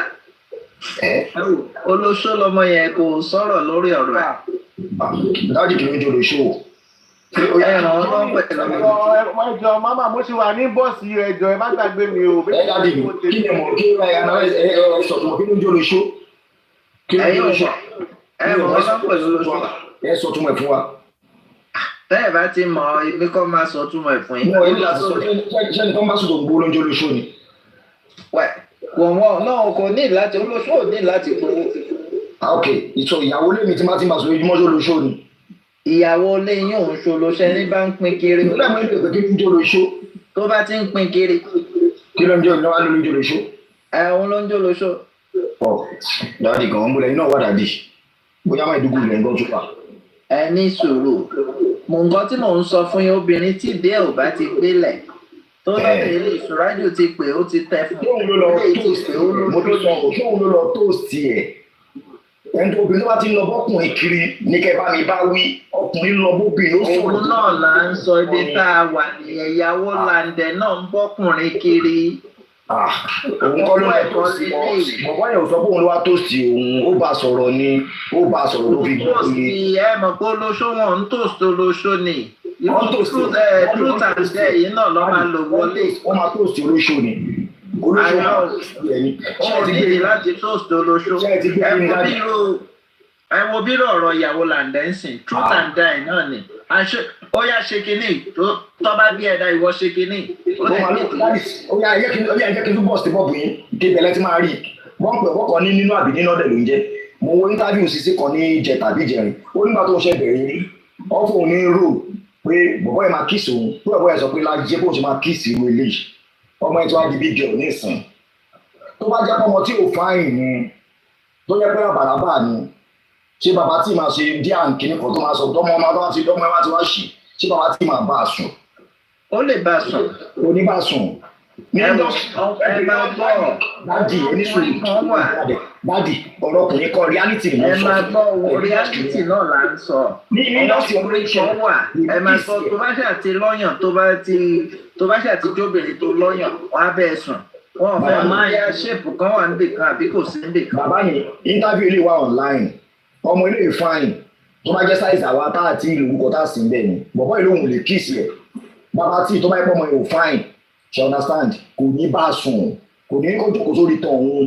alábàásùn irú bàbá tí lè bá anything sùn. ẹ̀wẹ̀ ó ti ṣẹlẹ̀ náà ó ti ṣẹlẹ̀ so báyìí máa sọ bàbá tí lè bá anything sùn ẹ wo truth and die o gbọ́dọ̀ lead sí ìjà ó yà fún dọ́gì náà. ẹni ìwà géèmì ṣe rí nìyẹn bí ìwà géèmì ṣe rí nìyẹn truth and dare ọkọ sọ pé consequence. ìyẹn ò ní kó lead sí dọ́gì. nonsense tó bá jọkùnrin ló ń bá ṣe tó máa ní gbogbo ó ti wà lójú ọ ti mọ ọmọ yẹn tẹ́lẹ̀. wọ́n bá ń sọ ní pé bàbá tí ìfúnra ẹ̀ wà discipline. ṣé ò níyàwó ni o tẹ̀ ní respect fáwọn family ẹ̀ gbọ̀ngàn fúnra ẹ̀ ọkùnrin máa ń yọ nǹkan ṣe nìyà wọ́n ń gbèrú lọ́mọ lórí problem tèmi ni kó ń gbèrú lọ́mọ yẹn lórí nǹkan. ó ṣòwò nìkan ṣe gbogbo wọn ló ní fault. ṣùgbọ́n ẹ máa gbọ́ fault wọn ẹni tó ní major fault ní ìyàwó Lande. yes na ó lọ́kọ̀ ẹ̀ bọ́ síta ọkọ̀ ẹ̀ ń sọ̀rọ̀. ló ní major fault ṣàtìgẹ́ẹ̀tẹ̀ ń sè olóṣó ni gbogbo ọdún àti bàbá tí àti gbogbo wọn yẹn náà olóṣó ni wọn ṣùgbọ́n ẹni tó ní major fault tó jẹ́ pé wọ́n wá ní ó yá ẹ fún lágbájá ń dọ́gì òun náà wá gbèdé wa ó jẹ́ kó fún un dọ́gì. ṣàtìgẹ́ẹ̀tì nǹkan tí mò ń sọ. ok wọ́n dé kí ló ń pè ó lóun mú 10 shot kí lè pọ́ tí yẹn pa òun ara. èèyàn obìnrin mú 10 shot ó dẹ̀ tún fagbó. kí ṣe pọ́tì yẹn pa rárá ó sì mọ tó ń ṣe by that time na ìní normal way ó náà wọ́n máa di gbogbo ẹ̀ lé lórí ohun ọ̀gá náà gbogbo yẹn ó máa sakunlé náà wọ́n máa ọ̀tọ̀ kó ló ṣe gbogbo. ẹ jọ sà mo tún wá fi hàn sà ṣẹlẹ̀ wà lórí program màmá ní àná yẹn ní overnight. bí bọ́bọ́ yẹn ṣe sọ̀rọ̀ tán mo débẹ̀ mo á rí i pé bàbá ti jẹ. ṣé ẹgbẹ́ gbọ̀ngbà tí Dára ń sọ̀rọ̀. mi ò gbọ́ yẹn rárá bàbá tí ẹnìkan mo kọ̀ gbogbo ìparí. ẹjọ́ ta ló wà ní orí panel tó wà nígbà tí Dára ń sọ̀rọ̀ mo fẹ́ clear nǹkan. àǹtí mi kò máa sọ ẹjọ́ ṣé ẹ gbọ́ ńgbà tí Dára sọ wípé kó tó bẹ̀rẹ̀ iṣẹ́ nígbà tó sọ pé wọ́n fẹ́ ṣe irú truth and dare tí wọ́n sọ pé kó máa ṣe irú géèmù yẹn ok tó ní kó máa ṣe irú géèmù yẹn ṣe pé Dára sọ pé òun sọ pé rárá o òun ti má rí òun ò lè ṣe ṣó sọ bẹ́ẹ̀ before the game àbí kò sọ bẹ́ẹ̀. èmi ò gbọ́ bó sọ bẹ́ẹ̀. ẹ máa gbọ́ mi ẹ máa gbọ́ ó sọ bẹ́ẹ̀ bàbá tí ìkọ́ sọ bẹ́ẹ̀ ò gbọ́ pàtì lẹ́yìn ìgbà tí àwọn ti padà fún àwọn ní dọ́jì. wọ́n lo influence náà ń pè àti mi ẹ̀ ṣe gbà. Abdul pé ṣó sọ bẹ́ẹ̀ nǹkan tẹ́lẹ̀ fẹ́ clear pé ṣó sọ bẹ́ẹ̀ before. èmi ò gbọ́ pàtì yẹn. ẹni ìgbà tí wọ́n tó padà ṣe dọ́jì yẹn náà tó padà sọ bẹ́ẹ̀ tí bàbá tí lọ mú nǹkan nínú káà. no tó mọ̀ ní tẹ̀yìn. ọ̀tọ̀ nìyẹn bẹ́ẹ̀ tí màá yẹn lọ sínú mọ́tò tó lọ mú nǹkan gbà tó wá ń bọ̀ pé ṣé ó dà kó ti gbọ́ no káwọn tó bẹ̀rẹ̀ game I heard it ṣerú kọ bẹ́ẹ̀ o because she is married. bọ̀ kí ló dé tó wá ṣe. no I want to tell you tẹ́mi nìkan ni mo gbọ́ àbó sọ bẹ́ẹ̀ I just want to tell you. ó sọ bẹ́ẹ̀. ẹ ṣe jà yàn tí mi tẹ̀ tún mú àyè kí ló tó wá ń jẹ́ pé kinní kan ó ti sọ ọmọ ẹ ó fẹ́ ẹ̀rí ọkàn wà nígbà tó máa ṣe ni ẹ̀ka kúrò níbi nǹkan tí ò ṣe kinní. ó sọ̀rọ̀ kí ló mẹ́rin ọkàn ẹ̀ má lè dìde kí ló mẹ́rin ọkàn ẹ̀ tí ò lè mú láti lè dìde. Mr. Abdul ọmọ mi lè lágbára Mr. Abdul ẹ̀yin lè right mọ̀kàn tó ń jẹ́ influence ni under the influence of àwọn ọ̀rẹ́ òun ṣàkóso ọ̀gbọ́n tí wàá ń sọ under the influence of ẹni tó love mọ̀kàn tó ń jẹ́ love ni ó love ọ̀rẹ́ ó trust ọ̀rẹ́ ó gba ọ̀rẹ́ ẹ̀gbọ́ ó love ọ̀rẹ́ ó trust ọ̀rẹ́ ó lè gba ọ̀rẹ́ ẹ̀gbọ́. fún kí nìyẹn. mi ò lè ro gbogbo nǹkan tí mò ń sọ ọ̀dẹ bá ti ṣe Mr. Abdul mo bèrè question lọ́wọ́ rẹ̀ ṣé ẹ mọ tó máa sọ pé èèyàn nífẹ̀ẹ́ èèyàn tó bá ti nífẹ̀ẹ́ tó bá sọ pé má wọlé ìjọba á ṣe jọ tẹ bá ti wà níbi tó gájú náà ti ń ṣe game tẹ tó ti ń ṣe àwọn eré pa nǹkan tí mò ń sọ máa yẹ yín bẹ́tà. kò yẹ kó wá di ìyàwó lẹ́gbẹ̀ẹ́. wọ́n máa ṣeré wèrè. gbọ́dọ̀ sọ̀rọ̀ ó ní mi ò sọ pé nǹkan tó ń ṣe dáa ẹ má ṣe mi ṣé ẹ wúlò àpẹ́ gẹ̀ẹ́tì kí mi rán wọ́n change topic yìí ni mo ní nígbà tí mo wọlé mo ní wọ́n ní láti rárá ìrántí sí yẹn ó ti ṣe bọ́dọ̀ ṣe conspiracies tó wà against the thing tí wọ́n ń pọ̀ gbogbo wọn ti fọ́kọ̀ bọ̀kẹ́ ìgbàdì máa ń ní gbogbo ọ̀rọ̀ yìí ẹ bá protect ẹ̀mí ẹ̀. ọ̀sẹ̀ ọgọ́wọ̀ tábìlì bíi clarify pé Dára sí ni bàbá sì padà mọ̀ pé ìyàwó Lande ni ìdí ni pé ìgbà tí wọ́n padà lọ ra ọtí yẹn tí wọ́n fi sílẹ̀ nínú ilé conversation kan máa wà láàrin between that time táwọn yẹn kó tó dé padà láàrin bàbá tí àti Dára. bọ̀dá mi tẹ́ ẹ̀ fà lóun ní sọ̀rọ̀. tí wọ́n bá tí bá mọ̀ pé ìyàwó Lande ni tí Lande àti ọba tí fámìlì ni. kí làdá tó bá tó bá mú. No, bàbá mi. Ọmọ bí mi ní sọ̀rọ̀ ẹ̀. Ó ṣe ìyàwó ẹ̀ tó serious. ìyàwó àgbẹ̀ ló dáṣẹ́ wájá. Bọ̀dá mi, ọ̀rọ̀ gbóró lẹ́sọ̀ ọ̀bọ̀ tó gbọ́njọ́ wà ní industry and gbọ́dọ̀ jọ ọmọlúwàbí, she understand. Ẹ mọ̀ kọ́ tẹ́mi rí sọ̀rọ̀. Obìnrin ló máa proof ọmọlúwàbí. Obìnrin ló máa proof ọmọlúwàbí. Obìnrin ló máa proof òṣèré. Ṣé àwọn ọlọ́kọ̀ wà ní industry? Àwọn oníkà kọ̀ ògùn. Àwọn gbogbo wọn ti wà ní industry. Lọ́nà ní scandal ni. Ṣé ló tó ṣàbí ìdí láyé ìgbà ẹni? Ẹ mọ̀ pé tí wọ́n rí sọ̀rọ̀ ẹ̀. Ẹ ti rí ìyàwó wọn ta kó máa ṣe dáadáa ní. Àbí kí lẹ sọ yìí? Celebrity ní sísìn yẹn náà wẹ́n wà fún kéré òṣèré lóòṣèré ṣe apá lòun náà o. Content creator ni kò ń ṣe content creator. Nǹkan tẹ́mi rí sọ̀rọ̀ ni pé gbogbo wọn kò sẹ́ni tó gbọ́nù gbogbo wọn pátá. Lálẹ́ ẹ̀kọ́ ara ẹ̀kọ́ ọ̀dọ̀ yọ̀. Báwo lè jẹ́ lọ́dọ̀ yọ̀? Ẹ sọ báwo lè jẹ́ lọ́dọ̀ yọ̀? Ìdílé ló ti mọ̀ pé wọ́n dóyàwó ó sì tún pé síbi ló lọ parọ́ pé bàbá kí ló máa ṣe kò sí tó lè ṣe náà kò sí tó lè ṣe náà. Kò lè lé síta ìyàwó ti tó ìgbà ní ìgboro. Kò lè jáde síta náà ni ó lè síta náà ní ìpàdé tó ní kókó bá sọ ní ó ti mọ̀ tipẹ́tipẹ́ kì í ṣe wọ́n máa ní láti jáde mọ́ evidence láti fún mi pé evidence wèrè wo ló ń gádà.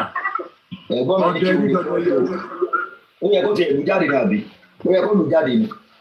Kò lè lù jáde kò lè jẹ́ ọkọ̀ gbogbo apárápátá la máa ní pọ́ìntì la máa rí lọ́dẹ̀ nítorí pé ẹni tí ìjọba ti bá ló máa ń pẹ̀ mọ́kùn tó bá jẹ́ pé àwọn òní.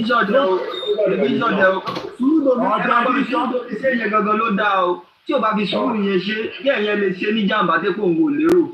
Bọ̀dá mi tó máa bá ẹ̀ tó bá ti bá ẹ̀ nǹkan máa dọ̀dẹ̀. Bọ̀dá tó bá bá ẹ̀ náà ẹ̀ máa dọ̀dẹ̀.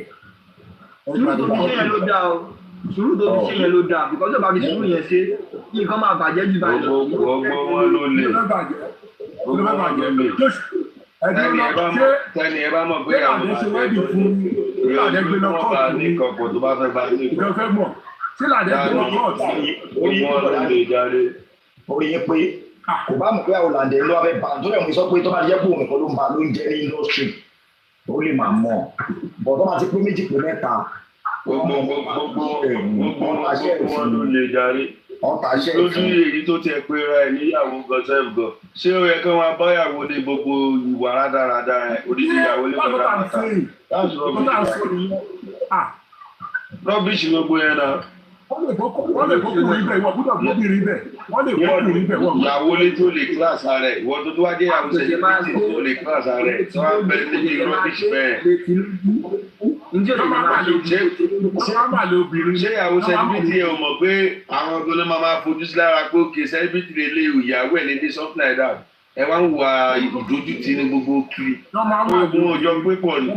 Ẹni tí olójútì ni kò ṣẹ̀ṣẹ̀ máa ṣe kò lè ojú ò lè tì í. Gbogbo àwọn ìyàwó níyàwó náà kò ṣe lọ industry wọn wọ́n máa ń ṣòṣì olórí burúkú wọn ẹ̀ nìyẹn. Wọ́n máa ń ṣe máa ń bá kì í ṣe pé tipátipá náà fi mọ anybody tó bá fẹ́ ṣòṣì o. Ẹ mọ̀ yẹn ká àmì sukó tọrọ yẹn o. Ẹni tó bá fẹ́ ṣe ìlànà yóò ṣe ẹni tí ò bá dẹ̀ níbẹ̀ ṣe kò lè ṣe. Irú bọ̀ Austin àbí Austin ń jẹ́ yẹn kò ní tipátipá náà fi ba ayé ẹ̀jẹ̀. Ẹni tó bá fẹ́ ṣe ìlànà ẹni tí ò bá dẹ̀ ní ṣe kò ní ṣe ni. Gbogbo wa ní tọ́lá rẹ̀. Àwọn onídọ́sì ni àbáwọn ìkọlù obìnrin tó wà ní dọ́sì. Àbáwọn obìnrin tó wà ní sípì tó wà ní dọ́sì ni. Ẹ̀gbọ́n tí bàbá wọn ọlọ́fà náà sọ kó tó kú ni ẹni gbogbo ẹ̀gbọ́n wọn ṣe pé èmi. Ẹni gbogbo ẹ̀gbọ́n wọn ṣe pé èmi. Gbogbo wọn bá wọn ṣe ranù náà. Mo jẹ́rìí. Àwọn tó bá fẹ́ ṣe ranù máa ṣe àwọn tó dẹ̀ ní ṣe wọn ní ṣe no matter the case may be. Ó lè yàn 21 ló máa yà owó sùn ló ṣì àwọn ẹ̀nà sọ́fẹ́ pọ̀ ọmọ ọlọ́mọ ni. Ẹni ẹnu kan fi yọ sí kó bá lè dùn ní. Owó yọ sí tọ́.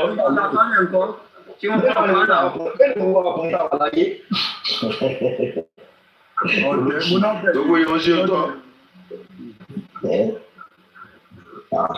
Everybody ò jáde. Ẹ̀kọ́ tó kàn fún wa lọ́la ẹ̀ wọ́n kàn ń parọ́ ni. wọ́n kàn ń parọ́ ní tó jẹ́ rí lọ́rọ̀ gangan. Wọ́n fẹ́ sọ. Làjẹ́ ti gbé tọ́pìkì wà fún náà wọ́n ti fowó ní sọ́jà mi. Ìgbà tó wáyá wọ́n tún wá change ọ̀rọ̀. Ẹ̀rí pé wọ́n change ọ̀rọ̀. Ìgbà tí màmá ń béèrè ọ̀rọ̀ lọ́wọ́ wọ́n tún wá change ọ̀rọ̀. Wọ́n fẹ́ gbé lọ́mọ ẹ lórí. Change ọ̀rọ̀ fẹ́ máa yí. Nǹkan kí n wọlé nìyẹn mo fi gbèjà ọmọ ẹ pé ẹ má gbèrú lè lórí gbogbo ẹjọ́ bá fọ́ọ̀tì yín ní ayébídé tó wọlé. Wọ́n máa yí ọ̀rọ̀ dé. Wọ́n máa yí ọ̀rọ̀ yẹn ni. Wọ́n fẹ́ gbé lọ́mọ lórí ẹjọ́ bá fọ́ọ̀tì yín. Lande nìkan ní saint gbogbo ẹni mẹ́tẹ̀ẹ̀ta tó kù the same ẹ̀ṣẹ̀ lẹ́jọ́ ṣẹ̀. Àwọn mẹ́tẹ̀ẹ̀ta yẹn kò sẹ́ni tí ó jẹ̀bi nu wọn kò sẹ́ni tí ó jẹ̀bi. Bàbá tí tó jẹ̀bi ó jẹ̀bi ó padà celebrity ni ọ̀nà wo ni ó fi jẹ̀bi celebrity ṣáà ni. Báwo ṣe jẹ̀bi? Olúwa dáadáa wo ló náà pàfọ́ọ̀mù bẹ́ẹ̀. Láìsí àwọn oyè ordinary person celebrity for that matter. Ó dẹ̀ wà bẹ́ẹ̀. Gbogbo ọ̀nà ń gba commercial ń gba endorsement. Ó má jẹ́ ibi tí nǹkan ti ṣẹlẹ̀ gbogbo ibi tó ti ní endorsement. Gbogbo wọn ló jẹ̀bi. Normal withdraw ẹ̀ because kò ń ṣe èèyàn rí kò ń ṣe good mentor fáwọn èèyàn láti láwọn tẹ̀lé kò ń ṣe good ambassador mọ́. Ibi tí nǹkan ti ṣẹlẹ̀ ló ti dáa. Gbogbo wọn ló jẹ̀bi. Ẹ̀dúró ṣe bí wèrè tó fídíò ẹ̀ ní bí wèrè bá fídíò ẹ̀ tí ó bá gbéyàn tó ètì ìgbẹ̀ ṣé ọmọ ọkọ̀ tó ṣẹlẹ̀ ní. Òun náà láti ọlọ́run tí wọ́n kiri ni ọlọ́run tí wọ́n kiri ni ẹran ṣáàjẹ̀ tí wọ́n tọ́jú gẹ́tẹ̀ ní dáadáa. Ìbò tí dẹ́kọ̀ tọ́jú ẹ̀ ọ̀n tójú yóò tó ọ̀tọ́jú ọlọ́run tó gbogbo ẹ̀ pátá. Ọ̀tọ́jú obìnrin tó wù wá rí fún ara ẹni. That's the reality. Ohun tójú yóò tó ojú ọlọ́run tó that's the reality. MFM ẹ ṣe gan màtẹ fún mi ní platform yìí o tẹ fàánà láyé kan ẹ̀ka náà òkè wọn jẹ́ náà nínú. Ẹ ṣe gan ma God bless you ma. Báyọ̀. This word is a very free word. Because wọ́n ti ṣe fàyè ẹ̀ ṣe ni kò fàyè ẹ̀ ṣe. Àwọn fàyè wọn ṣe sí fún wọn ni. That's it. Ọ̀rọ̀ lẹ́sọ̀jà rí brọ́dà mi. That's it. Ọlọ́run kó gbà wá. Ó múnà. Àwọn ọ̀dínlójú tó fi dé ọ̀nà wọn ọ̀dínlójú tó fi wọnú ilé. Ọ̀rọ̀ yẹn tó ti wá fọ́ọ̀dì sí bákọ̀bákọ̀ mo kàn tí wọ́n á tún àwọn steel record tó fi sọ́ọ̀n láì mo tún wá tún wò mo tún wá tún gbọ́ pé odidi ìyàwó lè fọ̀dà àwọn tẹ́wọ́ orí àwọn ọ̀rọ̀ yẹn dẹ̀ make sense ti gbẹ̀. Kí ìyàwó léèyàn kó dẹ̀ máa bá níbi tí ó gbé tí ó tó ọ̀nà. Ẹ má bínú o, ṣẹ́rí Mary Gold yẹn, èmi gan tó bá múlé tèmi o, èmi ò blame Mary Gold o. Ó dàbí pé kẹ́ ẹ ní ọ̀rẹ́ báyìí, kó máa jalè, kó já rọ̀bà, kó wá ní kẹ́ wá jọ ìyá rọ̀bà. Kẹ́yìn náà wá fọwọ́ sí i, bóyá ìgbà tẹ́ ẹ lọ first time, ọlọ́pàá wá mú yín, wọ́n wá kọ́rọ̀ ẹ̀ wá pé ọ̀rẹ́ yín ló fà yín sí, ọ̀rẹ́ yín ló mú yín lọ jalè, ilé tẹ̀yìn tẹ̀lé lọ. Kò lè ṣe máa jà. Mary Gold mú ẹ lọ nìkan, ìgbà tó bá rọ́bìṣì bẹ̀, wà á dẹ̀ sọ pé ò ṣe, pé ó kiri gbogbo rọ́bìṣì. Wáyé tó kó bẹ́ẹ̀, wáyé tó kó bẹ́ẹ̀, immediately lè yẹ kó kó bẹ́ẹ̀, as a responsible woman, wáyé tó kó bẹ́ẹ̀.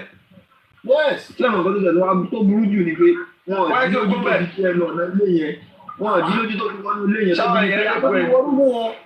Mary Gold ò jẹ́ ìgbà tó ti wá ní báyìí ni o. Ìgbà tó ti rí pẹ́ ní báyìí ni o. Kí lè mọ̀ tó yẹ kó ṣe as a normal sense. Ó yẹ kó di ìgbà láti kó lè dúró níbí báyìí because ọkọ mi kò wà concern sí fún mi. Ẹ mọ ọkọ tó ṣẹlẹ̀.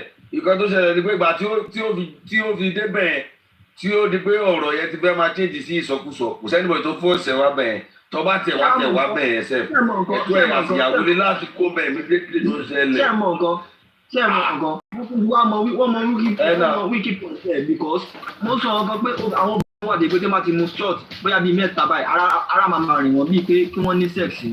Ṣé ẹ̀ máa wà bẹ́ẹ̀ dáadáa. Let's come back. Sure. Ó wà bẹ́ẹ̀ bẹ́ẹ̀. Nígbà ara máa rìn. On Tuesday morning, the nurse actually called us that she will be available on Tuesday, and my husband asked her to popularly known as Prime Boy. We're supposed to go to the mall. Nothing really happened. I saw Mobad missed call on Saturday, and when I saw the missed call, I was shocked, and I was like, oh, Mobad called me. Then I called him back immediately, and he told me, Prime, can I come over and play? Let's just chill. And he's missing me, you understand? And I said, okay. Immediately when I heard the news, I ran to my friend, and I'm going to the island. Then they said no problem, that they would join me soon because. Do you know this nurse you called the previous day was the same nurse that came on Tuesday, if I'm correct? Yes.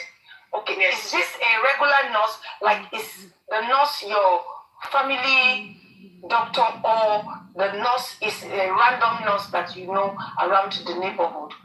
Okay, so he has a personal nurse, but the nurse was not around on Tuesday and Monday. Yeah, we put a call through to his personal nurse, but she wasn't available. So a friend spending offered to give him his own personal nurse, and he said he has been using the nurse since 3 years ago. So his friend offered the nurse to come on Monday, but the nurse said she wasn't around also. So the nurse didn't come on Tuesday. So that was the first time using the nurse. Were you in the hospital with them? No, it was a home service.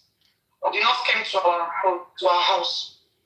So what led to why did you then decide to take him to the hospital after the nurse had treated him at home? Yeah, so he reacted to the injection. Immediately the nurse gave him the third injection. He vomited. He said he wanted to vomit and he wanted to pee also. So he vomited the food he ate in the morning. He also peed. So on his way coming from the restroom, he fell down and he said he was feeling hot. Like it was feeling hot inside, and he needed air, he needed AC.